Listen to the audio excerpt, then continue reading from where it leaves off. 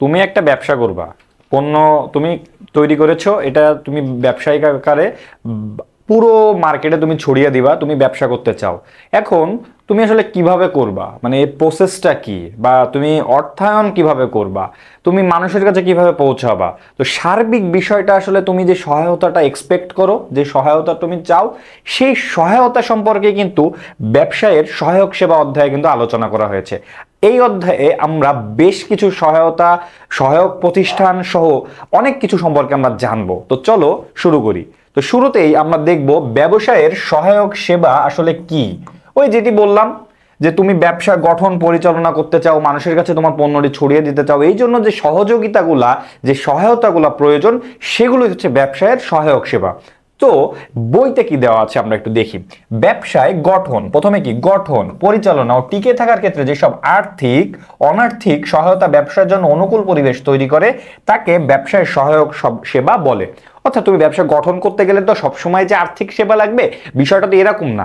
আর্থিক তো সহায়তাও তুমি পেতে পারো, আবার অনার্থিক সহায়তা তোমার পেতে পারো, এবং এগুলা কিন্তু প্রয়োজন হয়। তোমার যেমন অর্থায়ন প্রয়োজন, ফাইন্যান্সিং প্রয়োজন, মূলধন গঠনের সহায়তা প্রয়োজন, তেমনি কোন পলিসিতে তুমি বাজারে পণ্যটি সরবরাহ করবে সেটিও কিন্তু জানা প্রয়োজন।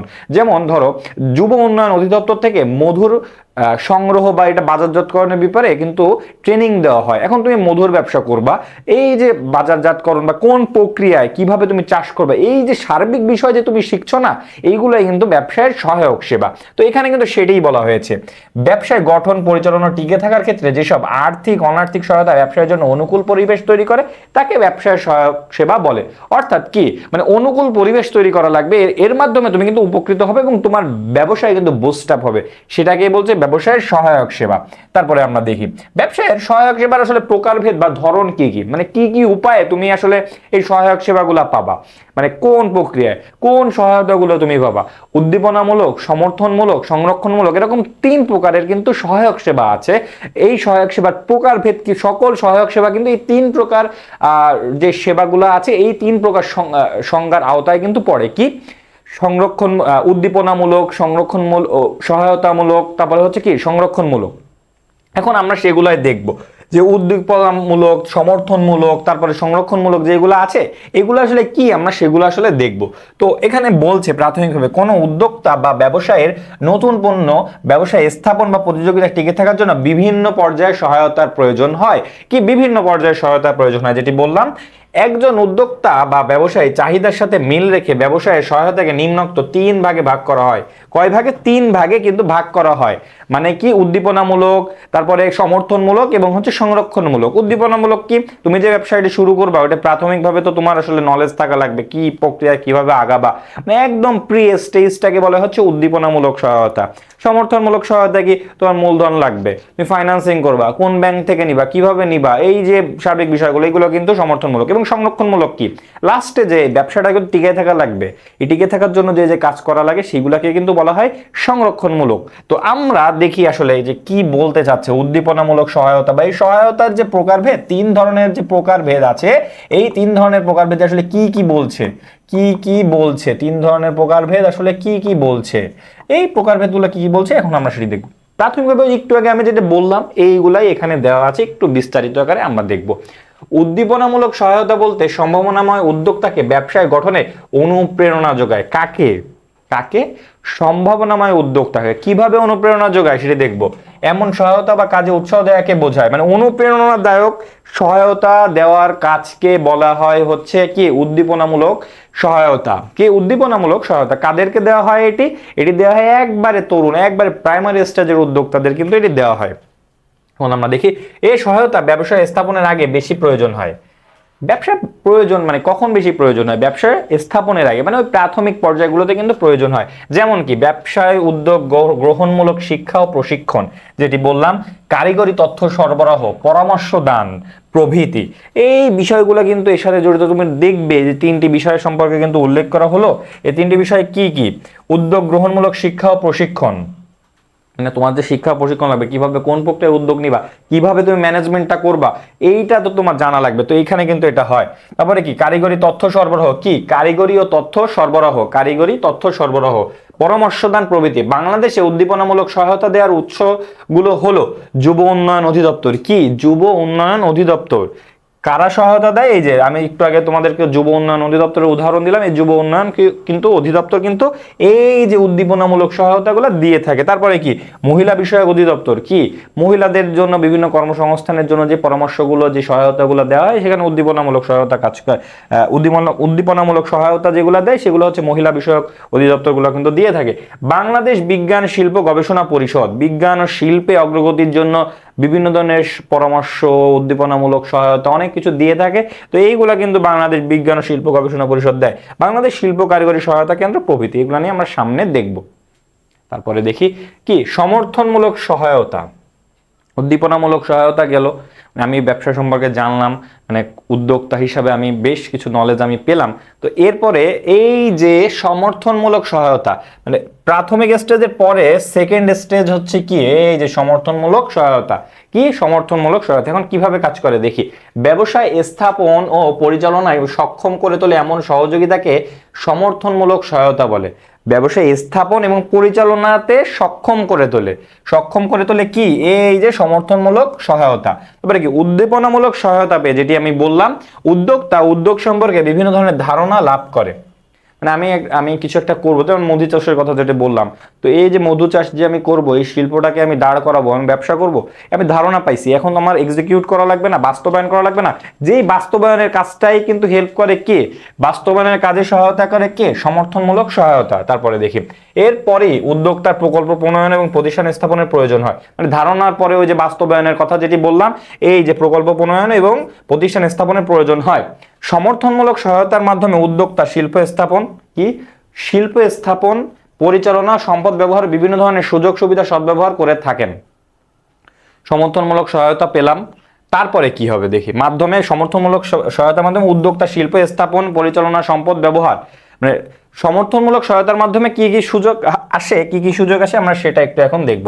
কি কি এই যে উদ্যোক্তা শিল্প স্থাপন, পরিচালনা, সম্পদ ব্যবহার, বিভিন্ন ধরনের সুযোগ সুবিধার সদ্ব্যবহার করে থাকেন। এর অন্তর্ভুক্ত বিষয়গুলো কি কি, সমর্থনমূলক সহায়তার অন্তর্ভুক্ত বিষয়গুলো কি কি, ব্যবসায় নিবন্ধন, মূলধন সরবরাহ যেটি বললাম, অবকাঠামোগত সহায়তা, কাঁচামাল সরবরাহ প্রভৃতি। মানে এই যে মূলধন সরবরাহ, নিবন্ধন, কাঁচামাল সরবরাহ, অবকাঠামোগত বিভিন্ন ধরনের সহায়তা, এইগুলা কিন্তু এই সমর্থনমূলক সহায়তার অন্তর্ভুক্ত।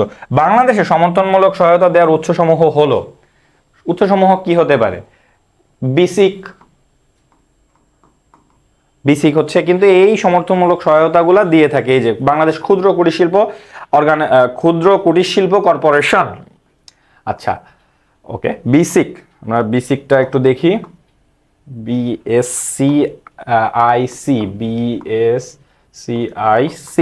আচ্ছা তারপরে কি ব্যাংকগুলা, বিভিন্ন ধরনের বাণিজ্যিক ব্যাংক আছে, সরকারি ব্যাংক আছে, বেসিক ব্যাংক, BDBL, কর্মসংস্থান ব্যাংক, বিভিন্ন ধরনের সরকারি বেসরকারি সংস্থা, এনজিও, সরকারি বেসরকারি বাণিজ্যিক ব্যাংক যেগুলো বললাম। তারপরে তেল, গ্যাস, পানি, বিদ্যুৎ, যেই ইউটিলিটি সার্ভিসগুলো যারা দিয়ে থাকে তারা, তো এই প্রতিষ্ঠানগুলো কিন্তু সমর্থনমূলক সহায়তা দিয়ে থাকে। তাহলে কি কারা কারা দেয়, বাণিজ্যিক ব্যাংকগুলা দেয়, সরকারি ব্যাংকগুলা দেয়, বেসিক দেয়, তারপরে কি আছে এই কর্মসংস্থান ব্যাংক সহ বিভিন্ন ব্যাংকগুলা দেয়, এনজিও গুলো আছে, বিভিন্ন ধরনের এনজিও কিন্তু ফান্ডিং করে, ধরো যেমন কি মাইডাস, যেমন কি ব্র্যাক, যেমন আরো অনেক প্রশিক্ষা আছে, আরো অনেক প্রতিষ্ঠানগুলো আছে, তারা কিন্তু এই যে সমর্থনমূলক সহায়তা এগুলাতে কিন্তু তারা পার্টিসিপেট করে এবং সহায়তা দিয়ে থাকে। তো আমরা সামনে এগুলো সম্পর্কে বিস্তারিত দেখবো। এরপরে কি সংরক্ষণমূলক সহায়তা। ভাই তুমি উদ্দীপনামূলক সহায়তা পাইছো, তুমি এই সম্পর্কে মোটিভেশন পাইছো, তুমি জেনেছো, তুমি কিন্তু সার্বিকভাবে প্রস্তুত। তারপরে কি তুমি সংরক্ষণমূলক সহায়তার মাধ্যমে মূলধন পাইছো, বিভিন্ন বাণিজ্যিক ব্যাংক থেকে সহায়তা পাইছো, এখন এটা অবকাঠামোগত এস্টাবলিশমেন্টের পথে আগাইছো, সবই ওকে। এখন এই সবকিছু যে হয়ে গেছে, এরপরে কি তোমার হচ্ছে এটাই তো সংরক্ষণ করা লাগবে, মানে এই প্রসেসটা যাতে কন্টিনিউ হয়, খুব সুন্দরভাবে কন্টিনিউ হয়।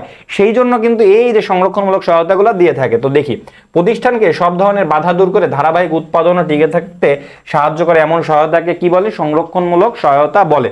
মানে ব্যবসা প্রতিষ্ঠানে কিন্তু বাধা আসবে, বিভিন্ন ধরনের বাধা আসবে, ওই বাধাকে ওভারকাম করার যে সিস্টেমটা শিখিয়ে দেয়, যে সিস্টেমে হেল্প করে, তারা হচ্ছে সমর্থনমূলক সহায়তা। শিল্প প্রতিষ্ঠান স্থাপনের পরে বিভিন্ন ধরনের বাধা দেখা দিতে পারে, যেটি বললাম। এরূপ বাধা থেকে প্রতিষ্ঠানকে বাঁচাতে সংরক্ষণমূলক ব্যবস্থা নেওয়ার কিন্তু প্রয়োজন হয়। এরূপ বাধা থেকে প্রতিষ্ঠানকে বাঁচাতে সংরক্ষণমূলক প্রয়োজনীয় ব্যবস্থা নেওয়া হয়। সংরক্ষণমূলক ব্যবস্থাগুলো কি কি? ব্যবসায়ের আধুনিকরণ, পণ্যের বৈচিত্র্যকরণ, তারপরে কি স্বীকৃতি প্রভৃতি। কারা আসলে এই হেল্পগুলো করে থাকে? কারা? বিনিয়োগ বোর্ড, জাতীয় রাজস্ব বোর্ড, পেটেন্ট, ডিজাইন, ট্রেডমার্কস অধিদপ্তর বাংলাদেশ, রপ্তানি উন্নয়ন bureau, trading corporation of Bangladesh, TCB Bangladesh, পর্যটন কর্পোরেশন, ইপিজেড, তারপরে কি বন্দর কর্তৃপক্ষ, বাংলাদেশ শিল্প বণিক সমিতি। যেমন শিল্প বণিক সমিতির মধ্যে কি কি আছে? এফবিসিসিআই আছে, এফবিসিসিআই সহ আরো অনেক প্রতিষ্ঠান আছে। তারপরে দেখি কি, শিল্প বণিক সমিতি, বাংলাদেশ তাঁত বোর্ড, বাংলাদেশ রেশম উন্নয়ন বোর্ড, প্রাণী সম্পদ অধিদপ্তর। এই তোমরা কিন্তু খেয়াল করে দেখবে যে বোর্ডগুলা কিন্তু এর মধ্যে বিভিন্ন ধরনের বোর্ড কাজ করে, তারা কিন্তু এই যে বিভিন্ন ধরনের বাধা ওভারকাম করতে কিন্তু তারা সহায়তা প্রদান করে থাকে। তো আমরা তিনটি দেখলাম, তিনটি প্রকারভেদ দেখলাম সহায়তা, ব্যবসায় সহায়ক সেবার মধ্যে তিন ধরনের প্রকারভেদ কিন্তু আমরা জেনেছি। প্রথমটি কি? উদ্দীপনামূলক, উদ্দীপনামূলক, উদ্দীপনামূলক। তারপরেরটি হচ্ছে সমর্থনমূলক, সমর্থনমূলক, উদ্দীপনা পেলে সমর্থনমূলক। তারপরে কি? এই যে সংরক্ষণমূলক, সর্বশেষে কি? সংরক্ষণমূলক। আচ্ছা, এই সংরক্ষণমূলক এগুলো আমরা জানলাম। এখন আমরা যে প্রতিষ্ঠানগুলোর উদাহরণ আমরা শুরু থেকে দেখলাম, এই যে যুব উন্নয়ন অধিদপ্তর, মহিলা বিষয়ক অধিদপ্তর, বিভিন্ন ধরনের বাণিজ্যিক ব্যাংক, এনজিওস, এগুলো সম্পর্কে এখন আমরা বিস্তারিত জানবো। চলো আমরা শুরু করি।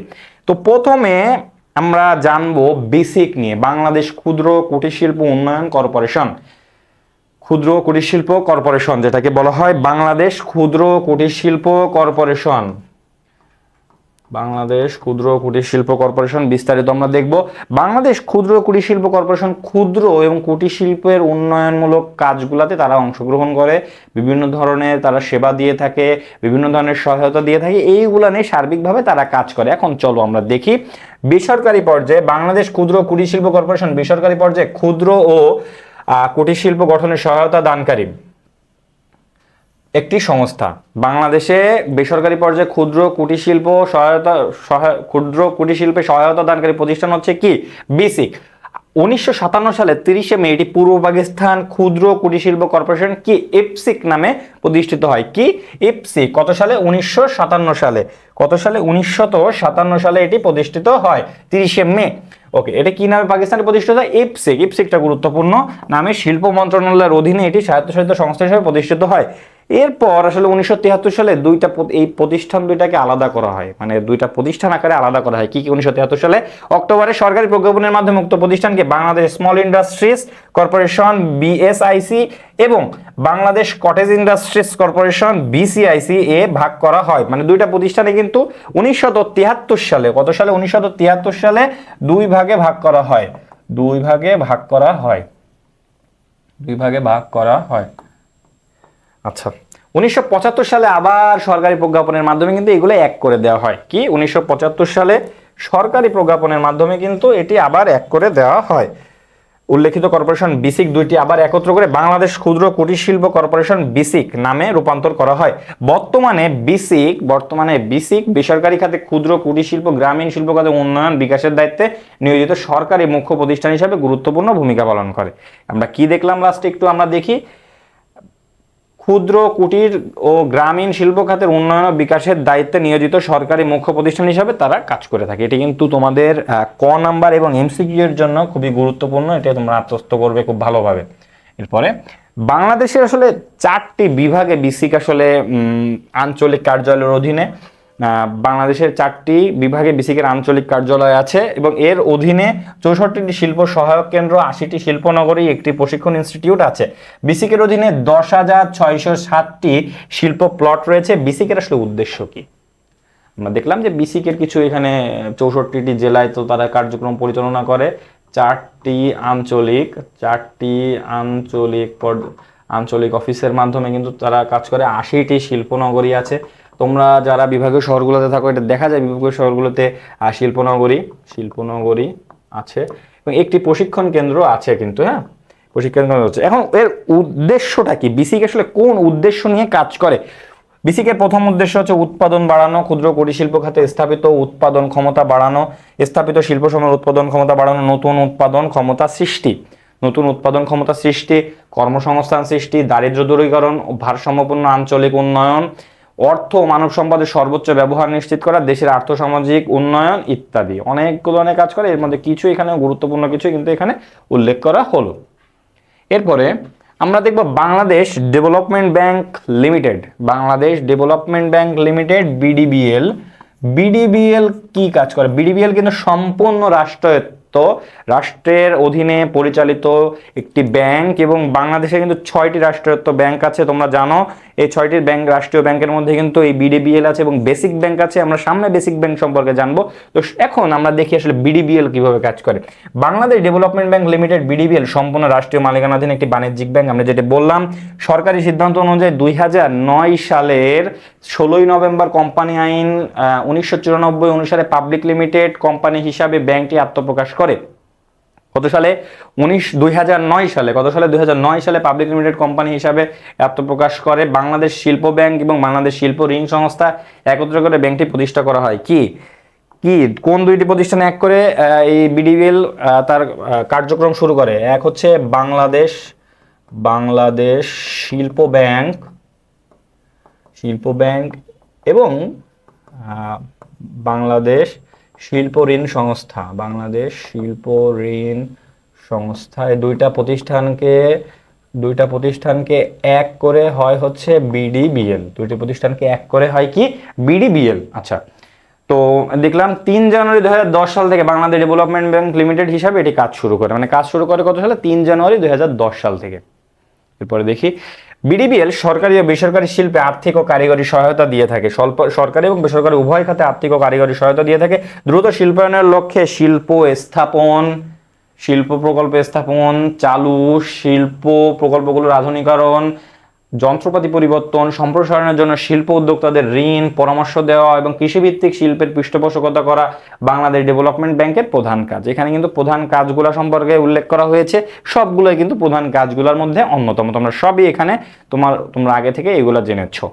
তারপরে এবার দেখবো বেসিক ব্যাংক। আমরা বিডিবিএল সম্পর্কে জানলাম এবং এরপরে বেসিক ব্যাংক সম্পর্কে আমরা জানবো। বেসিক ব্যাংক বাংলাদেশে পরিচালিত 1913 সালের কোম্পানি আইনের অধীন 1988 সালে নিবন্ধিত হয়। কত সালে? 1913 সালের কোম্পানি আইনের অধীন 1988 সালে কিন্তু এটি নিবন্ধিত হয়। 1989 সালের 31 জানুয়ারি থেকে ব্যাংকিং কার্যক্রম শুরু করে। 1989 সালের 31 জানুয়ারি থেকে তার ব্যাংকিং কার্যক্রম সে শুরু করে 1989 সালের। বর্তমানে এটি ব্যাংকিং কোম্পানি আইন 1991 অনুযায়ী পরিচালিত হচ্ছে। এটি শতভাগ রাষ্ট্রীয় মালিকানাধীন ব্যাংক, যেটি বললাম। ক্ষুদ্র শিল্পের অর্থায়নের প্রয়োজনীয়তা উপলব্ধি করে এই ব্যাংক প্রতিষ্ঠা করা হয়েছিল। তবে ব্যাংকটির স্মারকলিপি অনুযায়ী ব্যাংক তার মোট ঋণযোগ্য তহবিলের 50%, কত? 50% ক্ষুদ্র কুটির শিল্পে বিনিয়োগ করতে প্রতিশ্রুতিবদ্ধ। এখন প্রশ্ন করতে পারে যে ক্ষুদ্র ও কুটির শিল্পে বিনিয়োগ করতে প্রতিশ্রুতিবদ্ধ ব্যাংক কোনটি? বেসিক ব্যাংক লিমিটেড এবং পার্সেন্টেজ কত? 50%। ব্যাংকটি মূলত ক্ষুদ্র ও মাঝারি শিল্পের উদ্যোক্তাদের বিভিন্ন ক্ষেত্রে কিন্তু সহায়তা করে এবং অর্থায়ন করে থাকে বেসিক ব্যাংক। তারপরে কি? এরপরে আমরা বেসিক ব্যাংক সম্পর্কে জানলাম। এখন তো আমরা বাণিজ্যিক ব্যাংকগুলো সম্পর্কে দেখবো। আসলে বাণিজ্যিক ব্যাংক তার কার্যক্রমগুলো কিভাবে পরিচালনা করে এবং বাণিজ্যিক ব্যাংকের কাজ কি। স্বল্প সুদে তারা আমানত সংগ্রহ করে এবং এটি অধিক সুদে তারা এটা বিনিয়োগ করে বা মানুষের কাছে এটি পৌঁছে দেয়। এই যে সুদের যে পার্থক্য, এখান থেকে কিন্তু তারা মুনাফা অর্জন করে এবং এটি দিয়ে কিন্তু তারা তাদের কার্যক্রম পরিচালনা করে। তো এইটাই বলা হচ্ছে এখানে, যে ব্যাংক স্বল্প সুদে আমানত সংগ্রহ করে বেশি সুদে বা লাভে ঋণ দেয় তাকে বাণিজ্যিক ব্যাংক বলে। এর মূল লক্ষ্য হলো অর্থ লেনদেন করে মুনাফা অর্জন করা, লেনদেনের মাধ্যমে মুনাফা অর্জন, আরো অনেক ধরনের সেবা দিয়ে তারা মুনাফা অর্জন করে। সরকারি বাণিজ্যিক ব্যাংক ছাড়াও ব্যক্তি মালিকানাধীন ব্যাংকগুলো শিল্প বাণিজ্যের উন্নয়নে বিভিন্ন ধরনের সহায়তা করে থাকে। হ্যাঁ, অনেক ধরনের ঋণ, কারিগরি সহ অনেক ধরনের সহায়তা কিন্তু তারা করে থাকে। কারিগরি সহায়তা বলতে কারিগরির ক্ষেত্রে আর্থিক যে সহায়তা আছে সেগুলোকে বোঝাচ্ছি। এই লক্ষ্যে বাংলাদেশে 61টি তফসিলি ব্যাংক কাজ করছে। কতটি? 61টি তফসিলি ব্যাংক কিন্তু কাজ করছে। এর মধ্যে রাষ্ট্রীয় মালিকানাধীন 6টি বাণিজ্যিক ব্যাংক আছে। 3টি বিশেষায়িত ব্যাংক, বাংলাদেশ কৃষি ব্যাংক, রাজশাহী কৃষি উন্নয়ন ব্যাংক এবং প্রবাসী কল্যাণ ব্যাংক। ছাড়াও 43টি বেসরকারি বাণিজ্যিক ব্যাংক এবং 9টি বিদেশি বাণিজ্যিক ব্যাংক আছে। এছাড়াও তফসিলভুক্ত নয় এমন 5টি ব্যাংকও কিন্তু কাজ করছে। মানে এইখান থেকে কিন্তু এই বাণিজ্যিক ব্যাংকের এখান থেকে কিন্তু 3টি গুরুত্বপূর্ণ এমসিকিউ কিন্তু আসার মতো এবং আসবে ইনশাল্লাহ। তোমাদের এই ব্যবসা সংগঠনের ব্যবস্থাপনায় আসবে, যাদের ফাইন্যান্স আছে সেক্ষেত্রেও কিন্তু আসবে। তো এখন আমরা বাণিজ্যিক ব্যাংক দেখলাম, এখন আর কি কি উল্লেখযোগ্য কাজ আছে তোমরা জানো বাণিজ্যিক ব্যাংকের কাজগুলো কি কি, তারপরে একটু আমরা রিকল করি। উদ্যোক্তা ও ব্যবসায়ীদের অর্থ জমা রাখা পরিশোধ করা, হ্যাঁ, স্বল্প মধ্যমেয়াদী ঋণ দেওয়া, বাণিজ্যিক বিনিময় হার নির্ধারণের মাধ্যমে আমদানি রপ্তানিতে সহায়তা করা, বাণিজ্যিক বিনিময় হার নির্ধারণের মাধ্যমে আমদানি রপ্তানিতে সহায়তা করে, ব্যবসার নগদ প্রবাহ সংরক্ষণের জন্য জমাতিরিক্ত ঋণ মঞ্জুর করা, হ্যাঁ, জমাতিরিক্ত ঋণ নগদ প্রবাহ সংরক্ষণের জন্য তারা প্রদান করে, প্রত্যয়পত্র ইস্যুর মাধ্যমে পণ্য আমদানি রপ্তানির বাণিজ্য ঝুঁকি কিন্তু দূর করে। প্রত্যয়পত্র ইস্যুর মাধ্যমে কিন্তু পণ্য আমদানি রপ্তানি বাণিজ্যে বাধা দূর করে। লেটার অফ ক্রেডিট, প্রত্যয়নপত্র, এগুলোর মাধ্যমে কিন্তু আমদানি রপ্তানি যে বাধাগুলো আছে এগুলোর মাধ্যমে কিন্তু তারা বাধাগুলো দূর করে। এখন আমরা দেখব বাংলাদেশ বিজ্ঞান ও শিল্প গবেষণা পরিষদ কি, বাংলাদেশ বিজ্ঞান ও শিল্প গবেষণা পরিষদ তারা কি করে? তারা বিজ্ঞান এবং শিল্পের প্রসারে যাবতীয় যে সহায়তাগুলো দিয়ে থাকা প্রয়োজন সেগুলো কিন্তু তারা দিয়ে থাকে। শিল্পে স্বয়ংসম্পূর্ণতা অর্জনের লক্ষ্যে 1973 সালে, কত সালে? 1973 সালে বাংলাদেশে বিজ্ঞান ও শিল্প গবেষণা পরিষদ প্রতিষ্ঠিত হয়। কত সালে? 1973 সালে। দেশে শিল্প কারখানা প্রতিষ্ঠা উন্নয়নের সাথে সম্পর্কযুক্ত বিজ্ঞান, শিল্প, প্রযুক্তি বিষয়ক সমস্যাগুলির উপর গবেষণা উৎসাহিত করা, গবেষণা পরিচালনায় পরামর্শ দেওয়া এ পরিষদের অন্যতম উদ্দেশ্য, যেটি বললাম একটু আগে। এ পরিষদ শিল্প ক্ষেত্রে বিভিন্ন ধরনের নতুন প্রযুক্তি আবিষ্কার, উদ্ভাবন, বিজ্ঞান ও শিল্প গবেষণার দিক নির্দেশনা দান, নতুন পণ্য প্রক্রিয়া উদ্ভাবন করে থাকে। এই কাজগুলো তারা করে থাকে। এখন এসএমই খুবই গুরুত্বপূর্ণ। SME, small and medium enterprises. তো দেখি, ক্ষুদ্র ও মাঝারি ব্যবসায় প্রতিষ্ঠানগুলোর সমষ্টিকে এসএমই বলে। হ্যাঁ, এসএমই বলাই হচ্ছে যে ক্ষুদ্র ও মাঝারি ব্যবসায়গুলোর সমষ্টিকে এসএমই বলে। দেশের ক্ষুদ্র ও মাঝারি শিল্প উদ্যোক্তাদের উন্নয়ন, তাদের কার্যক্রমগুলো পরিচালনা সহ সামগ্রিক ক্ষেত্রে কিন্তু তারা সহায়তা প্রদান করে থাকে এসএমই ফাউন্ডেশন। এটি কোনো ব্যাংক বা আর্থিক প্রতিষ্ঠান নয়, এটি শিল্প মন্ত্রণালয়ের আওতাধীন একটি স্বাধীন প্রতিষ্ঠান, স্বায়ত্তশাসিত প্রতিষ্ঠান, শিল্প মন্ত্রণালয়ের আওতাধীন। এসএমই ফাউন্ডেশন ক্ষুদ্র ও মাঝারি শিল্প উদ্যোক্তাদের উন্নয়নের লক্ষ্যে গঠিত একটি স্বাধীন অমুনাফাভোগী সংগঠন। প্রশ্ন আসতে পারে, এসএমই কেমন ধরনের সংগঠন? স্বাধীন, অমুনাফাভোগী, দুইটাই, স্বাধীন এবং অমুনাফাভোগী সংগঠন। 2007 সালে 30 মে বাণিজ্য মন্ত্রণালয়ের অধীনে সংগঠনটি নিবন্ধিত হয়। কত সালে? 2007 সালে 30 মে বাণিজ্য মন্ত্রণালয়ের অধীনে এটি নিবন্ধিত হয়। বাণিজ্য মন্ত্রণালয়, মিনিস্ট্রি অফ কমার্সের অধীনে কিন্তু এটি নিবন্ধিত হয়। ফাউন্ডেশনটি পরিচালনার জন্য বাংলাদেশ সরকার অনুদান হিসেবে 2 বিলিয়ন টাকা কিন্তু দেয়। এটি পরিচালনার জন্য তৎকালীন সরকার 2 বিলিয়ন টাকা কিন্তু দেয়। এখন এটি কার উদ্যোগে এটি প্রতিষ্ঠা করা হয় সেটি আমরা দেখব। অর্থ, বাণিজ্য, ডাক ও টেলিযোগাযোগ মন্ত্রণালয়ের তৎকালীন মাননীয় উপদেষ্টা ডক্টর এবি মির্জা মোহাম্মদ আজিজুল ইসলামের এই সংস্থার প্রবক্তা। তৎকালীন উপদেষ্টা, মন্ত্রী পদমর্যাদায় যে উপদেষ্টারা থাকেন তৎকালীন তত্ত্বাবধায়ক সরকারের, এবি মির্জা মোহাম্মদ আজিজুল ইসলাম এই সংস্থার প্রবক্তা। বাংলাদেশে ক্ষুদ্র ও মাঝারি শিল্পায়নে এগিয়ে নিতে বাংলাদেশের ক্ষুদ্র ও মাঝারি শিল্পকে এগিয়ে নিতে বাংলাদেশ সরকার স্বাধীন ও স্বতন্ত্র অমুনাফাভোগী ফাউন্ডেশন হিসাবে প্রতিষ্ঠা করে এসএমই ফাউন্ডেশন। এসএমই ফাউন্ডেশনের রূপকল্প বা ভিশন হলো, ফাউন্ডেশন হিসেবে প্রতিষ্ঠা করেছে এসএমই ফাউন্ডেশন। এক্ষেত্রে এসএমই নীতিমালা 2019 কিন্তু এখন বর্তমানে ফলো করা হয়। এসএমই নীতিমালা 2019 কিন্তু বর্তমানে ফলো করা হয়। এসএমই ফাউন্ডেশনের রূপকল্প বা ভিশন হলো কর্মসংস্থান সৃষ্টি, জাতীয় অর্থনৈতিক প্রবৃদ্ধি অর্জন এবং সর্বোপরি দারিদ্র্য বিমোচন করে শিল্পায়নকে ত্বরান্বিত করা হচ্ছে এসএমইর কাজ। এখন দেখি এসএমই কি করে। ক্ষুদ্র মাঝারি শিল্প উদ্যোক্তাদের বিভিন্ন ক্ষেত্রে দিক নির্দেশনা ও বাণিজ্যিক সহায়তা দেয়। বিভিন্ন সরকারি এবং বেসরকারি আর্থিক প্রতিষ্ঠানের মাধ্যমে এসএমই ব্যবসায়ীদের বিভিন্ন মেয়াদী ঋণের ব্যবস্থা করে। বিভিন্ন সরকারি বেসরকারি ব্যবস্থাপনায়, ব্যাংকের ব্যবস্থাপনায়, আর্থিক প্রতিষ্ঠানের ব্যবস্থাপনায় তারা কিন্তু ঋণের ব্যবস্থা করে দেয়। এসএমই ব্যবসায়ীদের দক্ষ করতে বিভিন্ন প্রশিক্ষণ ও কর্মসূচির আয়োজন করে। এসএমই পণ্য বিপণনে সহযোগিতা দেয়। এসএমই মানে পণ্য বিতরণে তারা সহযোগিতা দেয়, মানে ক্ষুদ্র ও মাঝারি শিল্পের পণ্য বিপণনে কিন্তু তারা এসএমই সহযোগিতা দিয়ে থাকে। এসএমই ফাউন্ডেশনের সুপারিশে দেশের বিভিন্ন ব্যাংক ও আর্থিক প্রতিষ্ঠানগুলো ক্ষুদ্র ও মাঝারি শিল্প উদ্যোক্তাদের স্বল্প সুদে 50,000 থেকে 20 লাখ পর্যন্ত জামানতবিহীন ঋণ দেয়। কি জামানতবিহীন ঋণ দেয়? কার? এসএমই ফাউন্ডেশনের সুপারিশে। এসএমই ফাউন্ডেশনের সুপারিশে কিন্তু তারা বাংলাদেশের বিভিন্ন ধরনের বাণিজ্যিক ব্যাংক 50,000 টাকা থেকে শুরু করে 20 লক্ষ টাকা পর্যন্ত কিন্তু জামানতবিহীন ঋণ দেয়। নারী উদ্যোক্তাদের ক্ষেত্রে জামানত ছাড়া 25 লক্ষ টাকা পর্যন্ত ঋণ দিতে নির্দেশনা জারি করেছে বাংলাদেশ ব্যাংক। মানে বাংলাদেশ ব্যাংকও 25 লক্ষ টাকা পর্যন্ত নারী উদ্যোক্তাদের ঋণ দিতে নির্দেশনা জারি করেছে। এখন আমরা আসলে এসএমই দেখলাম, এসএমইর পরে আমরা দেখব বাংলাদেশ শিল্প কারিগরি সহায়তা কেন্দ্র। বাংলাদেশের শিল্পায়ন ও অর্থনৈতিক পরিবর্তন প্রক্রিয়ায় বিশেষ করে শিল্প ক্ষেত্রে এবং কারিগরি ক্ষেত্রে উন্নয়নে যে প্রতিষ্ঠানটি কাজ করে সেটি হচ্ছে বাংলাদেশ শিল্প কারিগরি সহায়তা কেন্দ্র। এবং দেখি এখন কি বলছে, বাংলাদেশ শিল্পায়ন ও অর্থনৈতিক পরিবর্তন প্রক্রিয়ায় বিশেষ করে শিল্পক্ষেত্রে উৎপাদনশীলতা বাড়ানোর লক্ষ্যে সংস্থাটি প্রতিষ্ঠিত হয়েছে। শিল্পক্ষেত্রে উৎপাদনশীলতা বাড়ানোর জন্য কিন্তু সংস্থাটি প্রতিষ্ঠিত হয়েছে। সংস্থাটির দেওয়া সহায়তাগুলো হলো শিল্প প্রতিষ্ঠানে কারিগরি ও ব্যবস্থাপনা দক্ষতা বাড়ানোর জন্য প্রশিক্ষণ, নতুন ডিজাইন ও যন্ত্রপাতির সাথে পরিচিতি করানো, যন্ত্রপাতি স্থাপনে উদ্বুদ্ধ করা, তারপরে কি উদ্বুদ্ধ করা, সমস্যার সমাধানে পরামর্শ দেয়, মানে যন্ত্রপাতি থেকে সমস্যা যে সৃষ্ট সমস্যাগুলা আর সেগুলো থেকে পরামর্শ দেওয়া, সেগুলো থেকে উত্তরণের জন্য পরামর্শ দেওয়া। এছাড়া প্রতিষ্ঠানটি বিভিন্ন প্রকাশনা, সেমিনার, দলগত আলোচনা, প্রদর্শনী, চলচ্চিত্র প্রদর্শনীর মাধ্যমে আধুনিক কারিগরি ও প্রযুক্তিগত জ্ঞান দিয়ে শিল্প বাণিজ্যে সহায়তা করে থাকে। শিল্প বাণিজ্যে তারা সহায়তা করে, এবং কিভাবে করে এখানে সেটি দেওয়া আছে।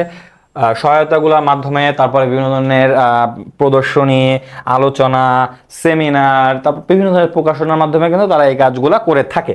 আচ্ছা, ঢাকা, চট্টগ্রাম, চাঁদপুর, বগুড়া ও খুলনা একটি করে আঞ্চলিক কেন্দ্রের মাধ্যমে বিটাক তার কাজ পরিচালনা করছে। বাংলাদেশ শিল্প ও কারিগরি সহায়তা কেন্দ্র তার কার্যক্রম এই যে কোন শাখাগুলোর মাধ্যমে? ঢাকা, চট্টগ্রাম, চাঁদপুর, বগুড়া ও খুলনার মাধ্যমে কয়টি? 5টি কেন্দ্রের আঞ্চলিক কেন্দ্র, 5টি আঞ্চলিক কেন্দ্রের মাধ্যমে কিন্তু তারা তার কার্যক্রম পরিচালনা করছে। আঞ্চলিক কেন্দ্রের মাধ্যমে। যুব উন্নয়ন অধিদপ্তর 1981 সালে যুব মন্ত্রণালয়ের অধীনে কিন্তু এই যুব উন্নয়ন অধিদপ্তর কিন্তু প্রতিষ্ঠিত হয়। এর কাজ কি? যুবক, পুরুষ এবং যুব মহিলা যারা আছে তাদের আত্মকর্মসংস্থানের ক্ষেত্রে কাজ করে হচ্ছে এই যুব উন্নয়ন অধিদপ্তর। বর্তমানে যুবক ও ক্রীড়া মন্ত্রণালয়ের অধীনে এই সংস্থাটি দেশের 64টি জেলায় 111টি, কতটি? 111টি যুব প্রশিক্ষণ কেন্দ্র পরিচালনা করছে। এসব কেন্দ্রের মাধ্যমে 18 থেকে 35 বছর বয়সে শিক্ষিত, অল্প শিক্ষিত যুবকদের ক্ষুদ্র ব্যবসায়, কৃষি খামার, মৌমাছি পালন, গবাদি পশু পালন, মৎস্য চাষ, কম্পিউটার শিক্ষা, অফিস ব্যবস্থাপনা, সেলাই, এমব্রয়ডারি প্রভৃতি ক্ষেত্রে তারা কিন্তু প্রশিক্ষণ দিয়ে থাকে। প্রশিক্ষণের সাথে সম্ভাব্য উদ্যোক্তাদের স্বল্প সুদে প্রারম্ভিক পুঁজি সরবরাহের ব্যবস্থা কিন্তু তারা করে। প্রশিক্ষণ তো দেয়, সাথে সাথে স্বল্প সুদে তারা কিন্তু পুঁজি সরবরাহের ব্যবস্থা কিন্তু করে। কারা? যুব উন্নয়ন অধিদপ্তর। আমরা এতক্ষণ সরকারি প্রতিষ্ঠানগুলো সম্পর্কে জানলাম, যুব উন্নয়ন অধিদপ্তর সম্পর্কে।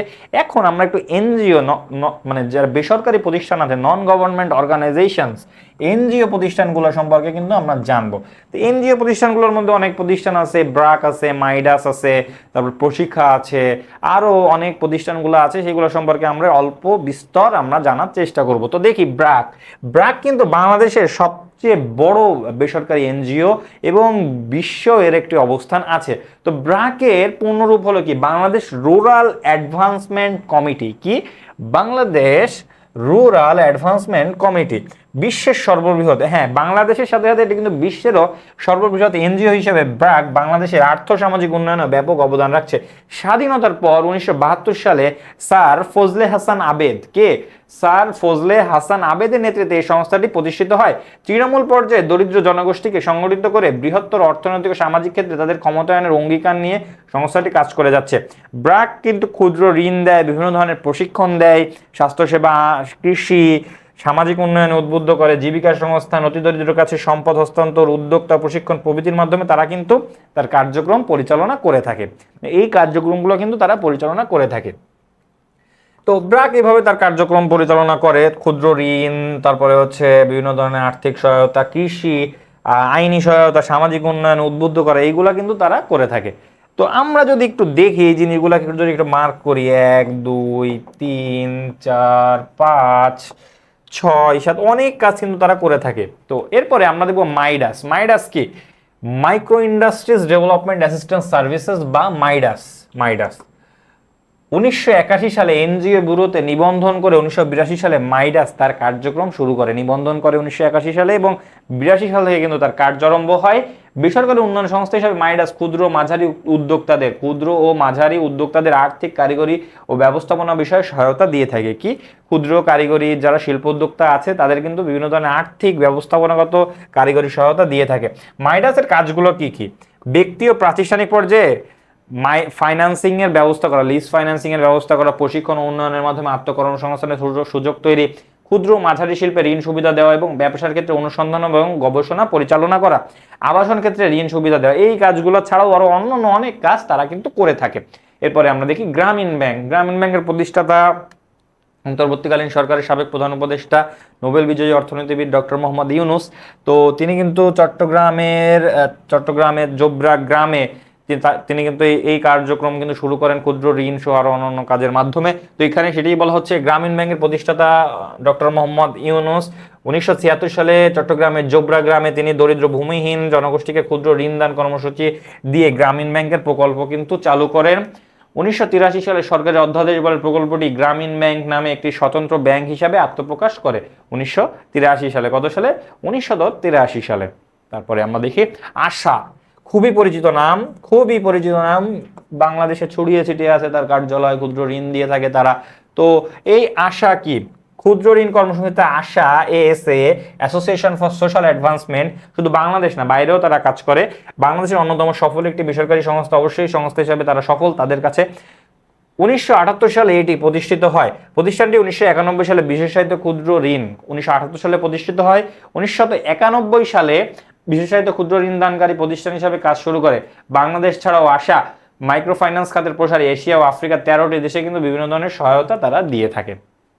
শুধু বাংলাদেশ নয়, তারা এশিয়া, আফ্রিকা সহ আফ্রিকার 13টি দেশে কিন্তু তারা তাদের কার্যক্রম পরিচালনা করে থাকে।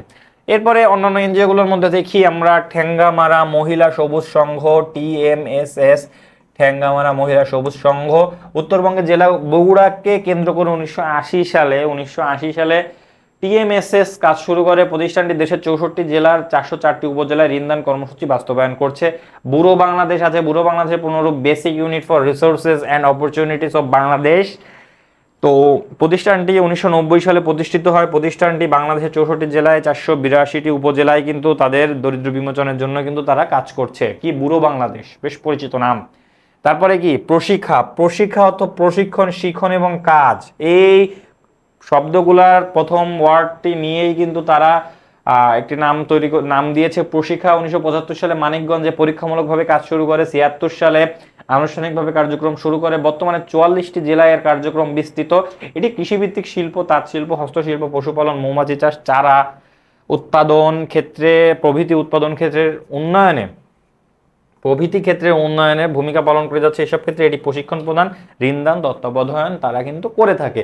শক্তি ফাউন্ডেশন 1992 সালে প্রতিষ্ঠিত হয়। এটি মূলত শহরের বস্তিতে বসবাসরত সুবিধাবঞ্চিত মহিলাদের সামাজিক নিরাপত্তা এবং ঋণ সুবিধা দিয়ে কাজ করে। কাদের? শহরের বস্তিতে অবস্থানরত মহিলা যারা আছে তাদের ঋণ সুবিধা এবং আনুষঙ্গিক সুবিধাগুলো নিয়ে তারা কিন্তু কাজ করে শক্তি ফাউন্ডেশন।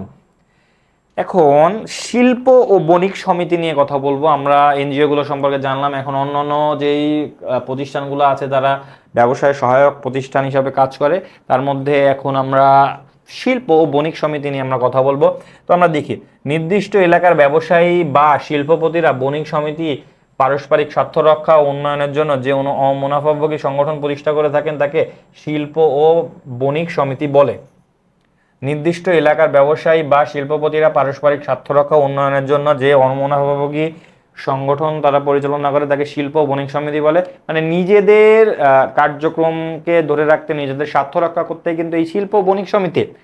আচ্ছা, শিল্প বণিক সমিতি দেশের ব্যবসায়ীদের সর্বোচ্চ সংস্থা। বাংলাদেশের সব শিল্প ও বণিক সমিতির সমন্বয়ে গড়ে উঠেছে federation of Bangladesh chamber of commerce and industries, FBCCI।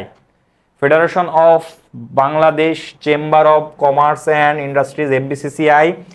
আচ্ছা, উল্লেখযোগ্য কিছু কাজ এফবিসিসিআই আছে, যেমন পরিস্থিতি জানানো, বিরোধ নিষ্পত্তি, গঠনমূলক প্রতিযোগিতা সৃষ্টি, রপ্তানি বৃদ্ধিতে সহায়তা। এই কাজগুলো কিন্তু এফবিসিসিআই করে থাকে এবং এইগুলা কিন্তু শিল্প ও বণিক সমিতিরও কাজ। এরপরে আমরা দেখি বিজিএমইএ, পোশাক শিল্প খাতে তারা কাজ করে থাকে। তাদের কিন্তু বর্তমানে অনেক বেশি প্রতিষ্ঠান তাদের সাথে আছে। এখানে উল্লেখ করা আছে প্রায় 4000-এর অধিক প্রতিষ্ঠান তাদের সাথে, কিন্তু এই যে 4500টি প্রতিষ্ঠান কিন্তু তাদের সাথে বর্তমানে আছে। তো তৈরি পোশাক খাতের যে শিল্পটি আছে সেগুলো নিয়ে কিন্তু তারা কাজ করে। তো দেখি BGMEA, Bangladesh garments manufacturers and exporters, পোশাক প্রস্তুতকারক ও রপ্তানিকারকের স্বার্থ রক্ষা উন্নয়নে প্রতিনিধিত্বকারী। বাংলাদেশে পোশাক প্রস্তুতকারক এবং রপ্তানিকারকের স্বার্থ রক্ষা, পোশাক প্রস্তুতকারক এবং রপ্তানিকারকের স্বার্থ রক্ষা, ব্যবসায়িক উন্নয়নের জন্য প্রতিনিধিত্বকারী একটি সংস্থা। তৈরি পোশাক শিল্প বাংলাদেশের জাতির মেরুদণ্ড হিসেবে পরিচিত। কি? তৈরি পোশাক শিল্প বাংলাদেশের জাতির মেরুদণ্ড হিসাবে কিন্তু তারা পরিচিত। বিজিএমইএ 1977 সালে তারা প্রতিষ্ঠিত হয়, অথবা 1980 সালে মাত্র 12 জন সদস্য নিয়ে, মাত্র 12টি সদস্য নিয়ে তারা কার্যক্রম পরিচালনা করে। তো তারা কিন্তু তার সেই সময় থেকে গুরুত্বপূর্ণ অবদান রেখে আসছে। বর্তমানে কিন্তু 4500টি তাদের সদস্য সংখ্যা, প্রতিষ্ঠানের সদস্য সংখ্যা প্রায় 4500টি। তো এর মধ্যে 60% সদস্য oven management, oven garments manufacture এবং 40% নিটওয়্যার ও সোয়েটার ম্যানুফ্যাকচারার। এই প্রতিষ্ঠানের মূল লক্ষ্য তৈরি পোশাক দিয়ে টেকসই উন্নয়ন এবং এই শিল্পে নিয়োজিত কর্মচারীদের অধিকার নিশ্চিত করা। মানে তৈরি পোশাকের উন্নয়ন এবং এই শিল্পে যেসব কর্মচারী আছে তাদেরও উন্নয়নে কিন্তু এই বিজিএমইএ তারা কাজ করে থাকে। সরকারের সহযোগিতা, পোশাক উৎপাদন এবং বিপণনের মাধ্যমে পর্যাপ্ত ব্যবসায়িক মুদ্রা অর্জনে, পর্যাপ্ত বৈদেশিক মুদ্রা, পর্যাপ্ত ফরেন রেমিটেন্স অর্জনে প্রতিষ্ঠানটি কার্যকর এবং গঠনমূলক ভূমিকা পালন করছে। বিজিএমইএ মূল কথা, তৈরি পোশাক শিল্পের প্রতিনিধিত্বকারী প্রতিষ্ঠান। তারা বাংলাদেশে তৈরি পোশাক শিল্পের লিডিং পজিশনে তারা আছে। 4500-র মতো সদস্য সংখ্যা আছে আনুমানিক, এবং তারা কিন্তু তাদের 1977 সালে প্রতিষ্ঠিত এবং 80 সালে মাত্র 12 জন সদস্য নিয়ে কিন্তু তাদের কার্যক্রম শুরু করে। এরপরে কি? রপ্তানি উন্নয়ন ব্যুরো। রপ্তানি আয় বাড়িয়ে দেশের অর্থনীতির ভিত্তিকে শক্তিশালী করাই হচ্ছে রপ্তানি উন্নয়ন ব্যুরোর কাজ। সরকারি মালিকানায় যে আধা স্বায়ত্তশাসিত প্রতিষ্ঠান কাজ করে তাকে রপ্তানি উন্নয়ন ব্যুরো বলে। মানে ইপিবি কে আসলে এইখানে সংজ্ঞায়িত করা হয়েছে। ইপিবি কে দেশের টেকসই অর্থনৈতিক উন্নয়ন এবং স্বনির্ভরতা অর্জনে বৈদেশিক বাণিজ্যের ভূমিকা অপরিসীম। অবশ্যই বৈদেশিক বাণিজ্যের ভূমিকা তো অবশ্যই অপরিসীম। তাই শ্রেণীর ক্ষেত্রে কার্যকর ব্যবস্থা নেওয়ার জন্য বাংলাদেশে 1977 সালে সরকারি অধ্যাদেশ বলে ইপিবি গঠন করা হয়। বিজিএমইও কিন্তু 1977 সালে প্রতিষ্ঠিত হয় এবং রপ্তানি উন্নয়ন ব্যুরো ইপিবিও 1977 সালে প্রতিষ্ঠিত হয়। বাণিজ্য মন্ত্রণালয়ের অধীন ইপিবি দেশের সার্বিক রপ্তানি বাণিজ্যের উন্নয়ন সম্প্রসারণে যেসব সহায়তা প্রদান করে তা হলো বাণিজ্যিক মেলায় অংশগ্রহণ, বিক্রয় প্রদর্শন কেন্দ্র স্থাপন, আমদানি অনুমতি ও ব্যবসায় চুক্তি। আমদানি অনুমতি, ব্যবসায় চুক্তি, এই ক্ষেত্রগুলোতে কিন্তু এই রপ্তানি উন্নয়ন ব্যুরো ইপিবি কাজ করে থাকে। এখন আমরা আসলে দেশীয় পর্যায়ের বিষয়গুলো দেখলাম, কোন কোন প্রতিষ্ঠানগুলো ব্যবসায় সহায়তা করে। এখন আমরা দেখব যে আন্তর্জাতিক পরিসরে বা আঞ্চলিক পরিসরে অনেকগুলো দেশ নিয়ে কোন কোন প্রতিষ্ঠানগুলো কাজ করে, কি কাজ তারা করে, এগুলো আমরা এখন দেখব। সাপটা কি? SAARC preferential trading agreement. দক্ষিণ এশীয় যে দেশগুলো আছে তাদের একটি সংস্থা আছে আর কি, সার্ক। এই সার্কের অন্তর্ভুক্ত দেশগুলোর অর্থনৈতিক উন্নয়ন এবং তাদের অগ্রাধিকার ভিত্তিতে তাদের যে উন্নয়নের জন্য কি কাজ করে, তো এই সাপটা কিন্তু তাদের মধ্যে কাজ করে এবং ব্যবসায়িক কাজগুলাই কিন্তু সাপটা এর মধ্যে নিয়ন্ত্রণ করে, কাজ করে। এবং এই সাপটা কিন্তু অগ্রাধিকার ভিত্তিতে নিজ দেশ, এই দেশগুলোর সার্কভুক্ত দেশগুলোর উন্নয়নে, অর্থনৈতিক উন্নয়নে কিন্তু তারা কাজ করে, অর্থনৈতিক প্লাস ব্যবসায়িক উন্নয়নে। তো এই যে সাপটা কাকে বলে এখানে সংজ্ঞায়িত করা হয়েছে। প্রথম সার্কভুক্ত দেশগুলার South Asian association for regional cooperation, SAARC দেশ ছিল 7টি। মানে প্রথম কিন্তু 7টি দেশ নিয়ে সার্ক তার কার্যক্রম শুরু করে। বাংলাদেশ, ভারত, পাকিস্তান, নেপাল, ভুটান, শ্রীলঙ্কা, মালদ্বীপ। 1991 সালের ডিসেম্বরে সার্কের 6ষ্ঠ শীর্ষ সম্মেলনে শ্রীলঙ্কার রাজধানী কলম্বোতে অনুষ্ঠিত হয়। কত সালে?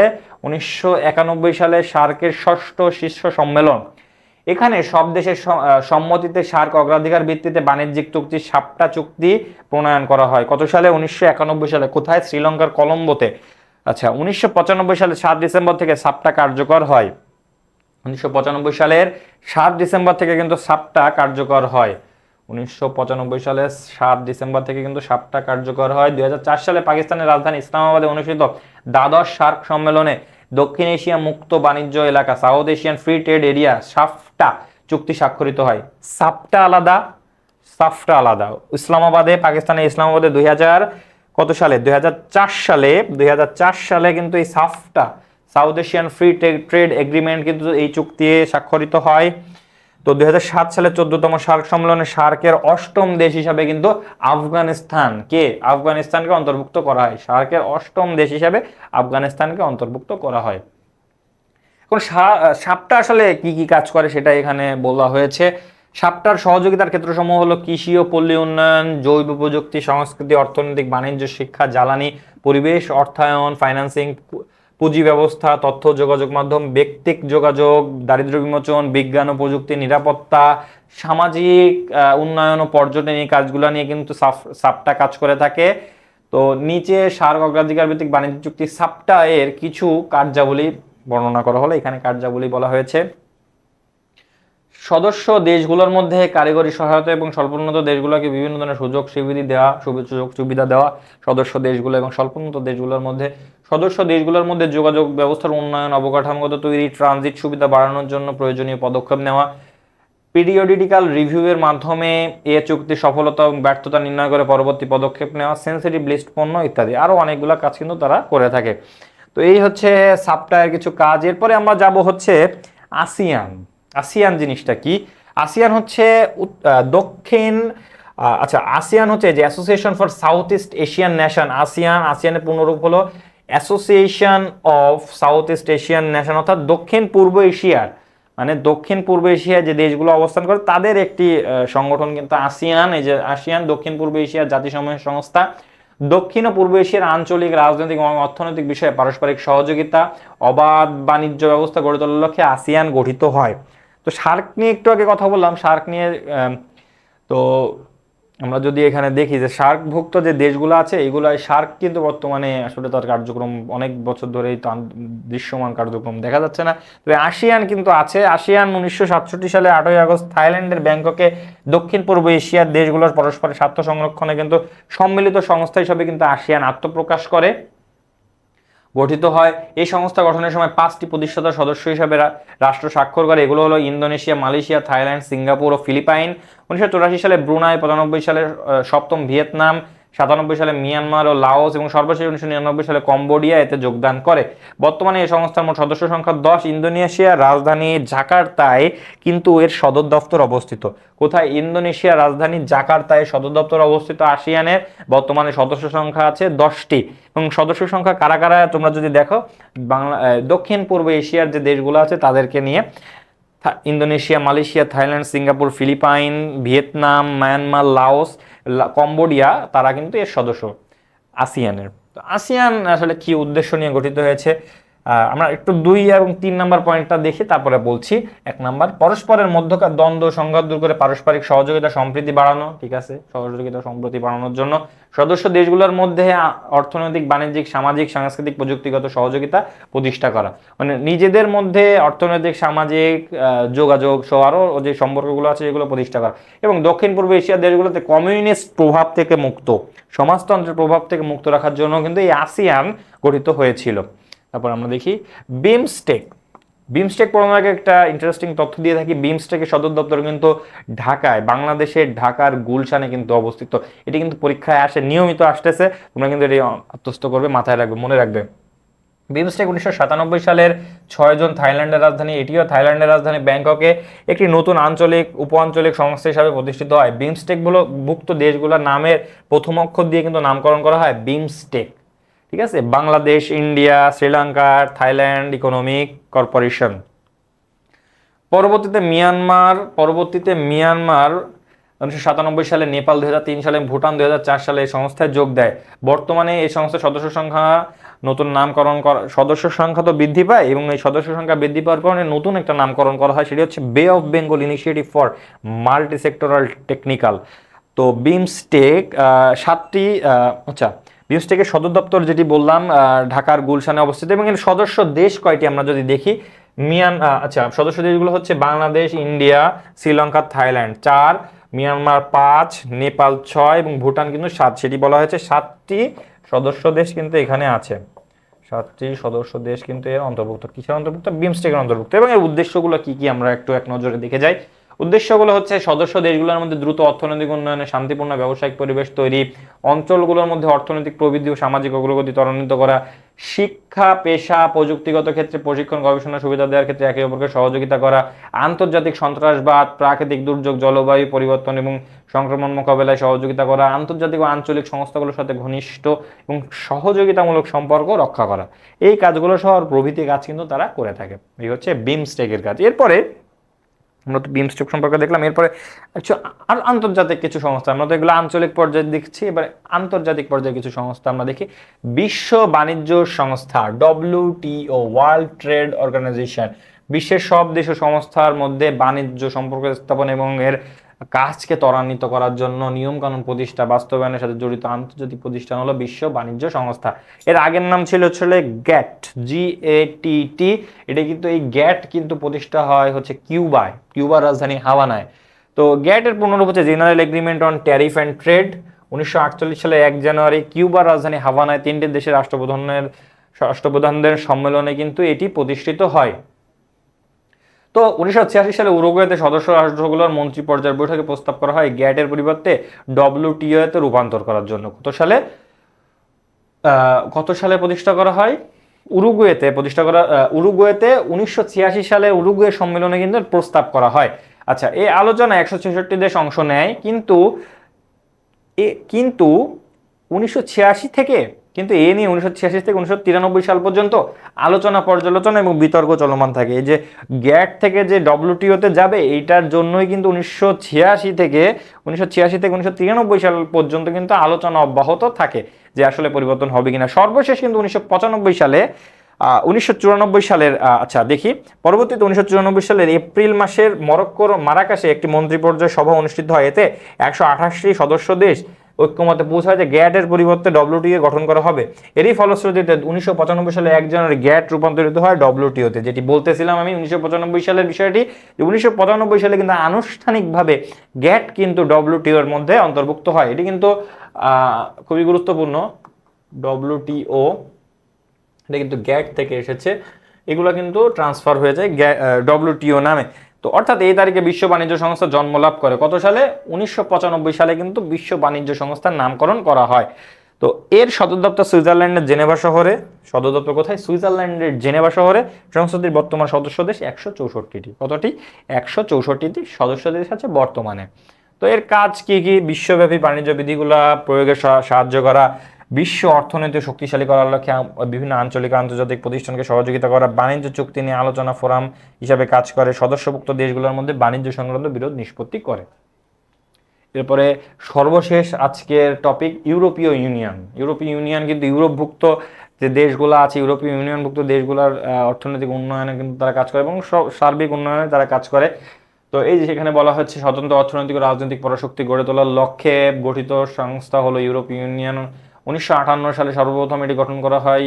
ইউরোপীয় অর্থনৈতিক community, European economic community, EEC কি নামে শুরুতে করা হয়? EEC। কত সালে? 1958 সালে। কত সালে? 1958 সালে কিন্তু এই EEC প্রতিষ্ঠা করা হয়। প্রাথমিক পর্যায়ে সদস্য ছিল 6টি: Belgium, Germany, France, Italy, Luxembourg ও নেদারল্যান্ড। 1993 সালে সদস্য দেশগুলোর মধ্যে সব চুক্তি স্বতঃস্ফূর্ত গণতান্ত্রিকভাবে সম্পাদনের লক্ষ্যে EEC এর নাম পরিবর্তন করে রাখা হয় ইউরোপীয় ইউনিয়ন বা EU। ইউরোপীয় ইউনিয়নের নাম বরাবরই সবসময় শুনে থাকো। এটি বর্তমানে সবচেয়ে বড় আঞ্চলিক অর্থনৈতিক সংগঠন। বিশ্বের সবচেয়ে বড় আঞ্চলিক অর্থনৈতিক সংগঠন কি? ইউরোপীয় ইউনিয়ন। এর সাধারণ নীতি আদর্শ হলো স্বাধীনতা, গণতন্ত্র, সমতা ও আইনের শাসন ও শান্তি স্থিতিশীলতা উন্নয়ন করা। তার মানে কি? এর সাধারণ নীতি আদর্শ হলো স্বাধীনতা, গণতন্ত্র, সমতা ও আইনের শাসন ও শান্তি স্থিতিশীলতা উন্নয়ন করা। দেখি এর আসলে কিছু কার্যাবলী, উদ্দেশ্য কার্যাবলী যদি আমরা দেখি। ইউভুক্ত নাগরিকদের মধ্যে শান্তি ও কল্যাণ প্রতিষ্ঠা, ইউরোপীয় দেশগুলোর মধ্যে স্বতন্ত্র অর্থনৈতিক ও রাজনৈতিক পরাশক্তি গড়ে তোলার সংস্থা, ভারসাম্যপূর্ণ অর্থনৈতিক প্রবৃদ্ধি ও সামাজিক ন্যায় বিচার প্রতিষ্ঠার মাধ্যমে টেকসই উন্নয়ন নিশ্চিত করা, গোটা ইউরোপ সহ বিশ্বের অর্থনৈতিক এবং রাজনীতিকে নিয়ন্ত্রণের ক্ষেত্রে গুরুত্বপূর্ণ ভূমিকা পালন করা। এবং শুধু তারা ইউরোপ তো করেই, সারা বিশ্বেই তাদের কিন্তু একটা প্রভাব রয়েছে ইউরোপীয় ইউনিয়নের। একটি বিষয় এখানে আসলে ইংল্যান্ড বা ব্রিটেনের একটা ইস্যু নিয়ে এখানে আলোচনা করা হয়েছে। ইউরোপীয় ইউনিয়নে ব্রিটেনের যোগ দেয় 1973 সালে। কত সালে? 1973 সালে। কিন্তু ব্রিটেনের অধিকাংশ অধিবাসী মনে করে তারা ইউরোপের অন্যান্য দেশগুলোর থেকে আলাদা, মানে তারা নিজেদেরকে একটু শ্রেষ্ঠ মনে করে, শ্রেষ্ঠ জাতি মনে করে। ইউরোপীয় ইউনিয়নের সদর দপ্তর তথা ব্রাসেলস থেকে নেওয়া সিদ্ধান্ত তাদের আসলে মানতে হবে, এটাতে তাদের আপত্তি। মানে তারা চায় যে তাদের সিদ্ধান্ত তারা মানতে, এই জন্য তারা এই ইউরোপীয় ইউনিয়ন থেকে কিন্তু তারা একসময় বেরিয়ে যায়। তো অধিকাংশ তারা ভোট হয়, ব্রেক্সিট হয়, সেখানে ভোট হয়, সেখানে কিন্তু অধিকাংশ সময়গুলি বেরিয়ে যাওয়ার জন্য তারা ভোট দেয়। সব প্রক্রিয়া শেষ করে ব্রিটেন 2020 সালের 1 ফেব্রুয়ারি আনুষ্ঠানিকভাবে ইউরোপীয় ইউনিয়ন থেকে নিজেকে প্রত্যাহার করে নিয়েছে। ফলের বর্তমান সদস্য সংখ্যা 27। তো অ্যাডমিশনে এই প্রশ্নটি আসে, ইউরোপীয় ইউনিয়নের সদস্য সংখ্যা কত, এবং এইচএসসিতেও আসে ইউরোপীয় ইউনিয়নের সদস্য সংখ্যা কত, উত্তর হচ্ছে 27। তো আমরা এখন ইউরোপীয় ইউনিয়ন সম্পর্কে জানলাম। আমরা পুরো বিষয়টি ব্যবসায় সহায়ক সেবার মধ্যে অন্তর্ভুক্ত যে বিষয়গুলো আছে এগুলা কিন্তু আমরা সবগুলা পড়েছি। কি কি সহায়তা দেওয়া যায় সেগুলো পড়েছি। উদ্দীপনামূলক সংরক্ষণমূলক সহ যেই সহায়তাগুলো আছে সেগুলো কিন্তু আমরা দেখেছি। এর পরবর্তীতে আমরা কিন্তু পুরো মানে দেশীয় পর্যায়ের যে সংস্থাগুলো আছে, সরকারি, তারপরে বেসরকারি, তারপরে আঞ্চলিক পর্যায়ের সংগঠনগুলো যেগুলো আছে কাজ করে, তারপরে আন্তর্জাতিক পর্যায়ে যে সংগঠনগুলো যেগুলো আছে সেগুলো নিয়ে যারা কাজ করে সেগুলো কিন্তু আমরা দেখেছি। এখন আমরা দেখব, আমরা প্রতিবারই তো আমরা সৃজনশীল নিয়ে কথা বলি, তো এখনও আমরা আসলে সৃজনশীল নিয়ে আলোচনা করব। দুইটি গুরুত্বপূর্ণ সৃজনশীল তোমাদের সামনে এনেছি এবং এটি কিন্তু বোর্ড পরীক্ষায় এসেছে। তো চলো আমরা দেখি। তো মিস্টার রিয়াজ তার A+ কারখানায় তৈরিকৃত শার্ট ও প্যান্ট বিভিন্ন দেশে অবস্থিত বিখ্যাত ব্র্যান্ড শোরুমে সরবরাহ করেন। 2017 সালের 1 লক্ষ পিস শার্ট সরবরাহে 1 সপ্তাহ বিলম্ব হয়। ইংল্যান্ডের বিখ্যাত ব্র্যান্ড হ্যাটস তা গ্রহণ করতে অস্বীকৃতি জানায়। পরবর্তীতে 1 লক্ষ পিস শার্ট A+ এর প্রতিনিধিত্বকারী সংগঠনের সহায়তায় ঢাকার বিভিন্ন মার্কেটে অপেক্ষাকৃত কম দামে বিক্রি করে দেন। প্রশ্ন আসবে, প্রতিনিধিত্বকারী সংস্থার নাম কি? এই যে বলা হয়েছে ভূমিকা মূল্যায়ন করতে বলা হয়েছে। গতে বলা হয়েছে উদ্দীপকে A+ কোম্পানি কর্তৃক প্রতিনিধিত্বকারী সংগঠন থেকে পাওয়া সহায়ক সেবার ধরন, মানে কোন ধরনের সহায়ক সেবা পান, মানে এই যে সংগঠন থেকে কোন ধরনের সহায়ক সেবা পেয়েছেন সেটি জানতে চাওয়া হয়েছে। এবং এবং খতে বলা হয়েছে বিমস্টেকের পূর্ণরূপ কি এবং SME ফাউন্ডেশনের মূল উদ্দেশ্য কি, মুনাফা অর্জন প্রশ্ন করা হয়েছে। তোমরা ক দিয়ে শুরু করি। তো বিমস্টেকের পূর্ণরূপ কি? বে of Bengal initiative for multi sectoral technical and economic cooperation. এটা আমরা এক বাক্যে শিখে গেলাম, জেনে গেলাম। তারপরে কি SME ফাউন্ডেশনের মূল উদ্দেশ্য কি মুনাফা অর্জন? না, মুনাফা অর্জন না, এটি অমুনাফাভোগী প্রতিষ্ঠান, মূল উদ্দেশ্য মুনাফা অর্জন নয়। যেটি এক বাক্যে তোমরা প্রথমে এক বাক্যে উত্তর দিবা যে এটা আসলে এটি না, হ্যাঁ, না, বা এটি জানতে চেয়েছে, যেটি জানতে চেয়েছে ওটাই বলবা। তারপরে দেখি এই সংস্থাটি ক্ষুদ্র ও মাঝারি শিল্প উদ্যোক্তাদের উন্নয়নের লক্ষ্যে গঠিত একটি স্বাধীন ও স্বতন্ত্র সংগঠন। ক্ষুদ্র ও মাঝারি শিল্প উদ্যোক্তাদের জন্য গঠিত একটি সংগঠন। এটি মূলত অমুনাফাভোগী প্রতিষ্ঠান। এটি কর্মসংস্থান সৃষ্টি, অর্থনৈতিক উন্নয়ন, পারিপার্শ্বিক যোগাযোগ, নিজেদের মধ্যে যোগাযোগ, দারিদ্র্য কমানো সহ এগুলোর লক্ষ্যে তারা কাজ করে। শিল্প উন্নয়নকে গতিশীল করতে এটি বিভিন্ন ব্যবস্থা নিয়ে থাকে। তাই এই ফাউন্ডেশনকে মুনাফা অর্জনের উদ্দেশ্যে গঠিত প্রতিষ্ঠান বলা যায় না। মুনাফা অর্জনের উদ্দেশ্যে গঠিত প্রতিষ্ঠান কেন বলা যায় না? এখানে বলা হয়েছে এটি কর্মসংস্থান সৃষ্টি, অর্থনৈতিক উন্নয়ন, দারিদ্র্য কমানোর লক্ষ্যে কাজ করে, শিল্প উন্নয়নকে গতিশীল করতে এবং বিভিন্ন ব্যবস্থা নিয়ে থাকে। এই জন্য এটাকে আসলে মুনাফাভোগী প্রতিষ্ঠান বলা যাবে না। গতে প্রশ্ন করা হয়েছে উদ্দীপকে A+ কোম্পানি কর্তৃক প্রতিনিধিত্বকারী সংগঠন থেকে পাওয়া সহায়ক সেবার ধরন ব্যাখ্যা করো। সংরক্ষণমূলক সেবা কিন্তু তারা দিয়ে থাকে। A+ কোম্পানি যেটি পেয়েছে এটি হচ্ছে সংরক্ষণমূলক সেবা। কেন? কারণ সে কিন্তু ওই ব্রিটেনে তার ব্যবসা কিন্তু পরিচালনা করতে পারে না, 1 সপ্তাহ ডিলে হয়েছে, এই জন্য তারা কিন্তু ব্যাক দিয়েছে, তারা নেয় নাই। তো যেহেতু ব্যাক দিয়েছে এটি তো কারণ ব্যবসা টিকায় রাখা লাগবে, টিকায় রাখার কাজটা মূলত করে সংরক্ষণমূলক সেবা। তো এটি বলা হয়েছে। সংরক্ষণমূলক সেবাটা কি? এর ধরনের সহায়তা ব্যবসায় সুষ্ঠুভাবে পরিচালনা করতে সাহায্য করে। এর মাধ্যমে ব্যবসায় পরিচালনাগত সমস্যার সমাধান হয়। ব্যবসায় সম্প্রসারণ, পণ্য ও সেবার বাজারজাতকরণ, ব্যবসায় সম্প্রসারণ, পণ্য ও সেবার বাজারজাতকরণ, ঋণ পরিশোধের সহায়তা প্রভৃতি সংরক্ষণমূলক সহায়তা সেবার অন্তর্ভুক্ত। তো এই যে সহায়তামূলক কার্যক্রম কি কি আছে, ব্যবসায় সংরক্ষণমূলক যে সহায়তাগুলো তারা পেয়েছে কি কি আছে? ব্যবসায় সম্প্রসারণ, পণ্য ও সেবার বাজারজাতকরণ, ঋণ পরিশোধের সহায়তা প্রভৃতি সংরক্ষণমূলক সহায়তার অন্তর্ভুক্ত। এখানে একটা দেখো যে পণ্য ও সেবার কিন্তু বাজারজাতকরণের কাজ করে। আমরা যদি একটু উদ্দীপকে যাই তোমরা দেখবে যে ওই ব্রিটেনে কিন্তু তার শার্ট কিন্তু তারা রপ্তানি করতে পারে না হেডসের কাছে, কারণ তারা নিতে অস্বীকৃতি জানিয়েছে 1 সপ্তাহ লেট হওয়ার কারণে। তো এই লেট হওয়ার কারণে যে পরে কিন্তু যেই সহায়তাকারী প্রতিষ্ঠান আছে দেশের এ প্লাস কোম্পানির, তারা কিন্তু দেশে বাজারজাতকরণে সহায়তা করে। তো এই যে পণ্য সেবার যে বাজারজাতকরণের সহায়তা, এটি হচ্ছে সংরক্ষণমূলক সহায়তা। তো দেখি, এবং উদ্দীপকে বলা হয়েছে যে উদ্দীপকে যেগুলো বলা হয়েছে সেগুলো বলা হয়েছে, এবং উদ্দীপকে বলার পর কিন্তু বলা হয়েছে ফলে প্রতিষ্ঠানটি বড় ধরনের ক্ষতির হাত থেকে বেঁচে যায়। মানে কেন? ওই যে দেশীয় বাজারে এটি কিন্তু বাজারজাত করা যায়। ব্যবসায় পরিচালনার ক্ষেত্রে এইরূপ সমস্যাগুলো সমাধানের সাথে সংরক্ষণমূলক সহায়তা সেবা জড়িত রয়েছে। সুতরাং এ প্লাস কোম্পানির প্রতিনিধিত্বকারী সংগঠন কিন্তু সংরক্ষণমূলক সেবা তারা দিয়ে থাকে। মানে ওই দেশীয় বাজারে যে সেবা, যেটি বাজারজাতকরণের যে সহায়তা সেটি তারা দিয়েছে, এটি হচ্ছে সংরক্ষণমূলক সহায়তা। তারপরে দেখি, দেশের রপ্তানি আয় বাড়াতে উদ্দীপকের প্রতিনিধিত্বকারী সংগঠনটির পরিচয় দান পূর্বক ভূমিকা মূল্যায়ন করো। এটি কি মানে আসলে আমরা কিসের, এ প্লাস আসলে কিসের ব্যবসা করতেছে? এটা তো তৈরি পোশাকের ব্যবসা করতেছে, তাই না? তৈরি পোশাকের অভিভাবক সংগঠন হচ্ছে বিজিএমইএ। কি? বিজিএমইএ। বিজিএমইএ। এই বিজিএমইএ কিন্তু তার সহায়তাগুলো দিয়ে থাকে, সেটি বলা হয়েছে যে সংগঠনের নাম বিজিএমইএ। এর বিজিএমইএ এর এখন প্রধান উদ্দেশ্য বলা হয়েছে যে বিজিএমইএ এর আসলে প্রধান উদ্দেশ্যটা কি। তো এই যে পোশাক শিল্পের উন্নয়ন, এই শিল্পে নিয়োজিত কর্মীদের অধিকার নিয়েও তারা প্রতিষ্ঠানটি কাজ করে। মানে পোশাক শিল্পের উন্নয়ন এবং এই শিল্পে নিয়োজিত কর্মীদের অধিকার নিয়েও কিন্তু তারা কাজ করে। তৈরি পোশাক বিদেশে রপ্তানির ক্ষেত্রে এটি ভূমিকা রাখে। এই প্রতিষ্ঠান দেশে বিদেশে নতুন বাজার সৃষ্টি করে পণ্য ও শিল্পকে সার্বিক সহায়তা দিয়ে থাকে। এবার উদ্দীপকে মিস্টার রিয়াজের এ প্লাস কোম্পানির কথা বলা হয়েছে, এবং সার্বিকভাবে কিন্তু এই যে এ প্লাস প্রতিষ্ঠানটি বিজিএমইএ এর সহযোগিতা নতুন বাজার তৈরি করতে পেরেছে। এতে তারা বড় ধরনের লোকসান থেকে বেঁচে যায়। মানে এ প্লাস কোম্পানি কিন্তু এই বিজিএমইএ এর সাহায্যেই কিন্তু দেশের বাজারে তারা অংশ নিতে পেরেছে, এজন্য বড় ধরনের লোকসান থেকে তারা বেঁচে যায়। এছাড়া বিজিএমইএ বিদেশি বাজার তৈরিতেও প্রতিষ্ঠানটিকে সহায়তা করে। মানে বিদেশেও কিন্তু বাজার তৈরিতে কিন্তু প্রতিষ্ঠানটিকে সহায়তা করে কে? বিজিএমইএ। বিভিন্ন আন্তর্জাতিক প্রদর্শনী মেলায় দেশীয় কোম্পানিগুলোকে সুযোগ করে দেয়। পোশাক উৎপাদনকারী প্রতিষ্ঠানগুলো বিজিএমইএ এর ক্ষেত্রে রপ্তানি বিষয়ক পরামর্শ, দিক নির্দেশনা পেতে পারে। মানে পোশাক রপ্তানিকারক প্রতিষ্ঠানগুলো বিজিএমইএ এর কাছ থেকে কিন্তু পরামর্শ নিতে পারে। এভাবে পোশাক উৎপাদন ও বাজারজাতকরণের যে কোনো বিষয়ে বিজিএমইএ থেকে সহায়তা পাওয়া যায়। এতে দেশের রপ্তানিকারকগণ উৎসাহিত হন, ফলে পোশাক রপ্তানি পরিমাণ বাড়ে। তাই বলা যায় রপ্তানি আয় বাড়াতে বিজিএমইএ এর অবদান অনস্বীকার্য। আমরা বিজিএমইএ সম্পর্কে জানলাম, এরপর আমরা বিজিএমইএ এর যে কাজ সেটি কিন্তু আমরা বললাম। এখন সৃজনশীল প্রশ্ন 2। রবি উচ্চ মাধ্যমিক পরীক্ষা শেষ করে যুব উন্নয়ন প্রশিক্ষণ কেন্দ্র থেকে নার্সারি বিষয়ে প্রশিক্ষণ নেয়। পরে তার নিজস্ব জমিতে নার্সারি শুরু করে, কিন্তু পর্যাপ্ত পুঁজি সংস্থান করতে না পারে সে কিছুটা হতাশ। তার বন্ধুর পরামর্শে সে একটি বেসরকারি প্রতিষ্ঠানের প্রয়োজনীয় মূলধনের জন্য আবেদন করে। প্রতিষ্ঠানটি তাকে মূলধন সরবরাহ এবং প্রয়োজনীয় পরামর্শ দিয়ে কিন্তু সহায়তা করে। এখন প্রশ্ন করা হয়েছে এসএমই কি, এসএমই এর পূর্ণরূপ কি? Small and medium enterprises. তারপরে কি ভর্তুকি প্রদান সহায়তা বলতে কি বোঝায়? ভর্তুকি দেখে একটি সমর্থনমূলক সহায়ক সেবা বলে। কি বলে? সমর্থনমূলক সহায়ক সেবা বলে। ব্যবসায়ী বা উদ্যোক্তা যখন আর্থিকভাবে ক্ষতিগ্রস্ত হয়, সরকার তখন বিভিন্নভাবে ভর্তুকি দেয়।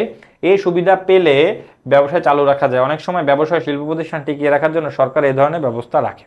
এটি হচ্ছে কি? সমর্থনমূলক সহায়ক সেবা। তো গ নাম্বার প্রশ্ন করছে, রবি কোন ধরনের সহায়তার কারণে নার্সারি ব্যবস্থার সিদ্ধান্ত নেয়? রবি কি মানে রবি কি আসলে নার্সারি ব্যবস্থার যে সিদ্ধান্ত নেওয়ার কথা, এটা কি সে আগে থেকে মানে সিদ্ধান্ত সবকিছু নিয়ে ফেলেছিল, না সে প্রশিক্ষণ নিয়েছিল? সে কিন্তু যুব উন্নয়ন অধিদপ্তর থেকে প্রশিক্ষণ নিয়েছিল। তার থেকেও বড় বিষয়, আমরা যখন উদ্দীপনামূলক সহায়তার কথা আমরা যখন দেখেছি, তখন কিন্তু ওখানে বলাই ছিল যে যুব উন্নয়ন অধিদপ্তর, শুরুতেই কিন্তু বলা ছিল। তো এই যুব উন্নয়ন অধিদপ্তর থেকে কিন্তু উদ্দীপনামূলক সহায়তা কিন্তু দেওয়া হয়। এখন এখানে উদ্যোক্তাকে ব্যবসা স্থাপন অনুপ্রেরণা যোগাতে পারে এমন ধরনের সাহায্য সহযোগিতা উদ্দীপনামূলক সহায়তা বলে। প্রশিক্ষণ, তথ্য সরবরাহ, আর্থিক সহায়তা, পণ্য নির্বাচনের সাহায্য, পরামর্শ দেওয়া প্রভৃতি কিন্তু এই ধরনের সহায়তার অন্তর্ভুক্ত বা উদাহরণ। এখন রবির বিষয়টি বলা হয়েছে, উদ্দীপকের রবি যুব উন্নয়ন প্রশিক্ষণ কেন্দ্র থেকে নার্সারি বিষয়ে প্রশিক্ষণ নেয়। এর মাধ্যমে কিভাবে নার্সারি পরিচর্যা করা যায় তা সে জানতে পেরেছে। এর কারণে আত্মবিশ্বাস বেড়েছে। মানে কিভাবে যে তার কাজটি সে পরিচালনা করবে, এই আত্মবিশ্বাসটি কিন্তু সে পেয়েছে, এবং এর কারণে কিন্তু সে ব্যবসা শুরু করতে পেরেছে। তো এই কারণে তার আত্মবিশ্বাস বেড়েছে। সে মনে করে নার্সারি ব্যবসার ফলে ব্যবসায় করলে সে সফল হবে, তাই সে তাদের নিজস্ব জমিতে নার্সারি শুরু করে। তার নার্সারি স্থাপনে প্রশিক্ষণ সুবিধায় সহায়ক ভূমিকা রেখেছে। এছাড়া যুব উন্নয়ন প্রশিক্ষণ কেন্দ্র থেকে পর্যাপ্ত তথ্য পেয়েছে, এইসব বিষয় থেকে নার্সারি করার সিদ্ধান্ত নিতে অনুপ্রাণিত করেছে। সুতরাং বলা যায় উদ্দীপনামূলক সহায়তার কারণে কিন্তু সে নার্সারি স্থাপন করতে পেরেছে। এই হচ্ছে এটার অ্যান্সার এবং এইভাবেই লিখতে হবে। এখন আসলে ঘ নাম্বারে কি বলেছে আমরা দেখি। উদ্দীপকে দ্বিতীয় পর্যায়ের প্রতিষ্ঠানটির কাজের ধরন উল্লেখ করে মূল্যায়ন করো। তো দ্বিতীয় পর্যায়ের আসলে কি বলেছে উদ্দীপকে আমরা একটু দেখি। তার বন্ধুর পরামর্শে সে একটি বেসরকারি প্রতিষ্ঠানে প্রয়োজনীয় মূলধনের জন্য আবেদন করে। প্রতিষ্ঠানটি তাকে মূলধন সরবরাহ এবং প্রয়োজনীয় পরামর্শ দিয়ে সহায়তা করে। তো আমরা দেখি উদ্দীপকে বর্ণিত বেসরকারি প্রতিষ্ঠানটির প্রধান কাজ হলো উদ্যোক্তা উন্নয়নে সহায়তা করা। এখন আমরা দেখব উদ্দীপকে, এখন আমরা দেখি সমাজে পিছিয়ে পড়া মানুষকে আর্থিক সুবিধা পরামর্শ দিয়ে বেসরকারি সংস্থাগুলো সহায়তা করে। বেসরকারি সংস্থা কি? এনজিও। বেসরকারি সংস্থা কিন্তু এনজিও গুলা সহায়তা করে। তো দারিদ্র দূরীকরণ এসব সংস্থা মানুষকে ব্যবসায় উদ্যোগ নিতে অনুপ্রাণিত করে, এই জন্য প্রয়োজনীয় তথ্য সরবরাহ এবং ঋণ সরবরাহ করে। প্রতিষ্ঠানটি কি? এনজিও। এটি তোমরা উল্লেখ করে দিও। বেসরকারি প্রতিষ্ঠান বা অর্গানাইজেশন যেটি হয়। উদ্দীপকে রবির কথা বলা হয়েছে। সে একটি বেসরকারি প্রতিষ্ঠানে প্রয়োজনীয় মূলধনের জন্য আবেদন করে। প্রতিষ্ঠানটি তাকে ঋণ এবং পরামর্শ দিয়ে তারা সহায়তা করে এবং তারা কিন্তু উদ্যোক্তা উন্নয়নে সহায়তা করে, এটি বোঝানো হয়েছে। উক্ত প্রতিষ্ঠানের প্রধান কাজ হলো রবির মতো কম বিত্ত সম্পন্ন মানুষদের আর্থিক সহায়তা করা। রবির মতো কম বিত্ত সম্পন্ন মানুষদেরকে অনেকেই এ ধরনের সংস্থার সহায়তায় ব্যবসায় স্থাপনে আগ্রহী হয়। রবিও প্রয়োজনীয় ঋণ ও পরামর্শ না পেলে ব্যবসা চালু রাখা কঠিন হতো। হ্যাঁ, রবি পর্যাপ্ত ঋণ এবং পরামর্শ না পেলে ব্যবসা সে চালু রাখতে পারতো না। তো এইগুলা কিন্তু এখানে বলা হয়েছে। তাই বলা যায় রবির উদ্যোগ বাস্তবায়নে বেসরকারি সংস্থা গুরুত্বপূর্ণ ভূমিকা কিন্তু তারা পালন করে থাকে রবির উন্নয়নে। এখন আমরা তো সৃজনশীল দেখলাম এবং প্রত্যেকবারের ন্যায় এখন আমরা এমসিকিউ নিয়ে আজকে আমরা আলোচনা করব। 20টি এমসিকিউ নিয়ে তোমাদের সামনে হাজির হয়েছি এবং খুবই গুরুত্বপূর্ণ 20টি এমসিকিউ। আমরা তাহলে এখন শুরু করি। উদ্যোক্তাকে উৎসাহ ও তথ্য দেওয়া কোন ধরনের সেবা? উৎসাহ দেওয়া এবং তথ্য দেওয়া। আমরা তো একটু আগে রবির ঘটনাটি পড়লাম।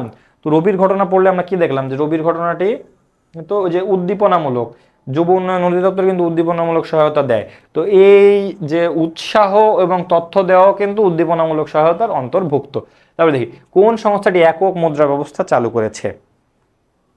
আসিয়ান? না, আসিয়ান চালু করেনি। শার্ক, মাইডাস কোনোটি না। ইউরোপীয় ইউনিয়ন। উত্তর হচ্ছে কি? ইউরোপীয় ইউনিয়ন। দ্য অ্যান্সার ইজ ইউরোপীয় ইউনিয়ন। কর অবকাশ কোন ধরনের সহায়তা?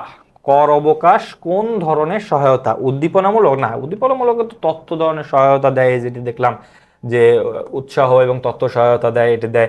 সংরক্ষণমূলক তো লাস্ট স্টেপ, তাই না? পরামর্শমূলক আসলে কোনো কিছু নাই। তো কি? সমর্থনমূলক। কি দেয়? কোন ধরনের সহায়তা? কর অবকাশ সমর্থনমূলক সহায়তা। তারপরে দেখি মূলধন সরবরাহ কোন ধরনের শিল্প সহায়তা? কি? মূলধন সরবরাহ। খুবই বিষয়টি দেখো, খুবই এখানে যদি সহজভাবে নিই, মূলধন সরবরাহ কোন ধরনের শিল্প সহায়তা? সরকারি না, এটা বেসরকারি প্রতিষ্ঠানগুলো কিন্তু সহায়তা দিয়ে থাকে। উৎসাহমূলক না, উৎসাহমূলক বা উদ্দীপনামূলক যেটি বলা হয়েছে এটিও না। সংরক্ষণমূলক তো একবারে প্রতিষ্ঠান যখন গড়ে তোলা হয়েছে তখন প্রতিষ্ঠানকে টিকিয়ে রাখার কার্যক্রম সম্প্রসারণ করা, এগুলো হচ্ছে সংরক্ষণমূলক। তাহলে কি? উত্তর হচ্ছে সমর্থনমূলক, মানে তার কাজকে এগিয়ে নিয়ে যাওয়ার জন্য এই যে ঋণ সরবরাহ এটি কিন্তু করা হয়। মূলধন সরবরাহ যেটা বলা হয় সেটি কিন্তু করা হয়। এসএমই ফাউন্ডেশন কি? প্রকল্প, ভর্তুকি প্রদানকারী সংস্থা, এনজিও না। কি? অমুনাফাভোগী প্রতিষ্ঠান। স্বাধীন এবং অমুনাফাভোগী শব্দটি কি তোমাদের মনে আছে? এটাই হচ্ছে সেটা। SME, small and medium enterprises. WTO world trade অর্গানাইজেশনের প্রধান কার্যালয় কোথায় অবস্থিত? ওয়ার্ল্ড ট্রেড অর্গানাইজেশনের প্রধান কার্যালয় কোথায় অবস্থিত? সুইজারল্যান্ডের কোথায়? জেনেভায়। সুইজারল্যান্ডের কোথায়? জেনেভায় অবস্থিত। নিচের কোন প্রতিষ্ঠানটি সমর্থনমূলক সেবা দিয়ে থাকে? কোন প্রতিষ্ঠানটি সমর্থনমূলক সেবা দিয়ে থাকে? আমরা যদি একটু দেখি শুরুতে যুব উন্নয়ন, না, তারা তো উদ্দীপনামূলক সহায়তা দিয়ে থাকে। শিল্প বণিক সমিতি, এটা তো লাস্টে তারা কার্যক্রম পরিচালনা করে। তো রপ্তানি উন্নয়ন ব্যুরো, এটি আলাদা। তো কি তার সমর্থনমূলক সেবা দিয়ে থাকে? সমর্থনমূলক সেবা দিয়ে থাকে বাণিজ্যিক ব্যাংক। কিভাবে? যদি বাণিজ্যিক ব্যাংকই কেন, প্রশ্ন আসতে পারে বাণিজ্যিক ব্যাংকই কেন। আমরা একটু আগে যখন দেখলাম মূলধন সরবরাহ কোন ধরনের শিল্প সহায়তা? সমর্থনমূলক শিল্প সহায়তা। এখানে আমরা সমর্থনমূলক সেবা নিয়ে কথা বলছি। বাণিজ্যিক ব্যাংক তো মূলধন সরবরাহ করে। আমরা এখানেও তো দেখলাম যে আসলে এই যে মূলধন সরবরাহ, বাণিজ্যিক ব্যাংকও তো মূলধন সরবরাহ করে, ফাইন্যান্সিং করে তারা। তো এই যে বাণিজ্যিক ব্যাংক, এটি কিন্তু অবশ্যই সমর্থনমূলক সেবার অন্তর্ভুক্ত। তো আমরা দেখি জনাব রমিজ স্টাইল নামে একটি ব্যবসায় পোশাক প্রতিষ্ঠানে কার্যক্রম শুরু করলেন। স্টাইল ব্র্যান্ডটি নিবন্ধনের জন্য কোন ধরনের সহায়তা প্রয়োজন? নিবন্ধন, মূলধন সরবরাহ, এগুলো কিন্তু সবই সমর্থনমূলক, সবই কিন্তু সমর্থনমূলক সহায়তার অন্তর্ভুক্ত, সবই কি সমর্থনমূলক সহায়তার কিন্তু অন্তর্ভুক্ত। তারপর আমি দেখি কোনটি সংরক্ষণমূলক সহায়ক সেবা, একদম লাস্ট স্টেপ, সংরক্ষণমূলক সহায়ক সেবা। কর অবকাশ, না, কর অবকাশ তো সমর্থনমূলক। তথ্য সরবরাহ, না, এটা তো উদ্দীপনামূলক। আমদানিতে সহায়তা, এটা না। তো উত্তরটা কি? পণ্যমান নিয়ন্ত্রণ। পণ্যমান নিয়ন্ত্রণ করলে কিন্তু ওই ব্যবসায় টিকে যায়, চাহিদা অনুযায়ী কাজ করতে পারে, এই জন্য পণ্যমান নিয়ন্ত্রণ কিন্তু সংরক্ষণমূলক সহায়ক সেবা। তো দেখি 10 নাম্বার এমসিকিউ, কোনটি বিনিয়োগ উদ্যোক্তাদের জন্য অনুপ্রেরণামূলক হতে পারে? শ্রম নীতি, কর নীতি, রাজস্ব নীতি, না শিল্প নীতি? একটি কথা মাথায় রাখবা, বিনিয়োগ আসলে বিনিয়োগ করে হচ্ছে ওই যে সেক্টরে বিনিয়োগ করবে, অর্থাৎ যে শিল্পে বিনিয়োগ করবে তার নীতিগুলা দেখে। তো এই শিল্প নীতি যদি ভালো হয় তাহলে অনুপ্রেরণা, অবশ্যই অনুপ্রেরণাদায়ক হতে পারে। এখন প্রশ্ন আসতে পারে রাজস্ব নীতি কেন নয়? রাজস্বের সাথে তো সরাসরি সংযুক্ত নয়। কর নীতি কেন নয়? কর নীতি পরে, কর নীতি আগে আমি শিল্প নীতি সম্পর্কে জানবো, ওইখানে দেখবো যে আমার শিল্পের অগ্রগতি হবে কিনা, তারপরে আমি করের বিষয়টি আসবো। তো শ্রম নীতি তো তারও পরের বিষয়। তো তারপরে দেখি সর্বপ্রথম গ্যাট প্রতিষ্ঠিত হয় কোন রাষ্ট্রে? সর্বপ্রথম গ্যাট প্রতিষ্ঠিত হয় কোন রাষ্ট্রে? কিউবায়। কিউবায়। এবং যদি প্রশ্ন করা হয় কিউবার কোথায়? হাভানায়। কিউবার কোথায়? হাভানায়। তো তারপরে দেখি এনজিও এর পূর্ণরূপ কি? Non government organisation. কি? Non government organisation. এই যে ঘ নাম্বারে নন গভর্নমেন্ট অর্গানাইজেশন। বাংলাদেশের সর্ববৃহৎ এনজিও কোনটি? বাংলাদেশের সর্ববৃহৎ এনজিও কি? ব্র্যাক। সারা বিশ্বেই তো সর্ববৃহৎতম, এবং বাংলাদেশে অবশ্যই ব্র্যাক। বিমস্টেক কোন ধরনের সংগঠন? সামাজিক, অর্থনৈতিক, রাজনৈতিক, ব্যবসায়? কি? অর্থনৈতিক। বিমস্টেক অর্থনৈতিক সংগঠন। সাপটায়ের সর্বকনিষ্ঠ সংগঠন কোনটি? আফগানিস্তান। সাপটায়ের সর্বকনিষ্ঠ সংগঠন কি? আফগানিস্তান। বিজিএমই এর পূর্ণরূপ কি? Bangladesh garment manufacturers and exporters association. Manufacturers and exporters association, BGMEA. BGMEA কোন ধরনের সেবা দেয়? বিজিএমইএ কিন্তু তথ্যগত সেবা দিয়ে থাকে। আর্থিক সেবাগুলো তো ব্যাংক, বিভিন্ন ধরনের বাণিজ্যিক ব্যাংক, বিডিবিএল, বেসিক ব্যাংক, বেসরকারি বাণিজ্যিক ব্যাংক, এগুলো দিয়ে থাকে। আইনগত প্রতিষ্ঠান আলাদা, অবকাঠামোগত প্রতিষ্ঠানগুলো আলাদা। তো দেখি বিজিএমই এর সদস্য কে? পাটজাত পণ্য, না, পাটজাত তো না, পাটজাত না। পাটজাতের জন্য যদি আমি একটা অ্যাডিশনাল দিয়ে থাকি, BJMC, Bangladesh jute mill corporation হচ্ছে পাটজাত। শার্ট ও প্যান্ট রপ্তানিকারক, শার্ট এবং পাট প্রস্তুতকৃত শার্ট ও প্যান্ট রপ্তানিকারক কিন্তু বিজিএমই এর সদস্য। কোন সংস্থাটি আন্তর্জাতিক পর্যায়ে হস্তশিল্প পণ্য মেলার আয়োজন করে? আন্তর্জাতিক পর্যায়ে কোন কোন প্রতিষ্ঠানটি আন্তর্জাতিক পর্যায়ে কাজ করে? রপ্তানি উন্নয়ন ব্যুরো। আছে কি রপ্তানি উন্নয়ন ব্যুরো? এই যে রপ্তানি উন্নয়ন ব্যুরো না থাকলেও রপ্তানি উন্নয়ন ব্যুরোর ইংরেজি নাম আছে ইপিবি। তারপরে দেখি রপ্তানি উন্নয়ন ব্যুরো কোন মন্ত্রণালয়ের অধীন? শিল্প মন্ত্রণালয়ের অধীন। এক বাক্যে এটা মনে রাখতে হবে। শিল্প, রপ্তানি, তোমরা একটা সহজ বিষয় আমি যদি তোমাদেরকে বুঝাই, রপ্তানি কি করে? শিল্প উৎপাদিত পণ্য, শিল্পের পণ্যগুলার কি তো শিল্পর সাথে তো সরাসরি শিল্প মন্ত্রণালয় কানেক্টেড, তো এখানে সরাসরি শিল্প। তো এই আমরা আজকে 20টি এমসিকিউ সৃজনশীল এবং ব্যবসায় সহায়ক সেবা নিয়ে কিন্তু আজকে কথা বললাম। আজকে কিন্তু শুরু থেকে শেষ পর্যন্ত আমরা জানার চেষ্টা করেছি সহায়ক সেবা কি, ধরনগুলো জানছি, এবং কি কি প্রতিষ্ঠান, কোন প্রতিষ্ঠানগুলো কিন্তু কাজ করে, এগুলো জানার চেষ্টা করেছি। তারপরে আমরা সৃজনশীল পড়েছি, তারপর 2টি সৃজনশীল আমরা প্র্যাকটিস করার পর আমরা প্র্যাকটিস দেখেছি, তারপরে কিন্তু আমরা 20টি এমসিকিউ নিয়ে প্রত্যেক দিনের মতো আমরা আলোচনা করেছি।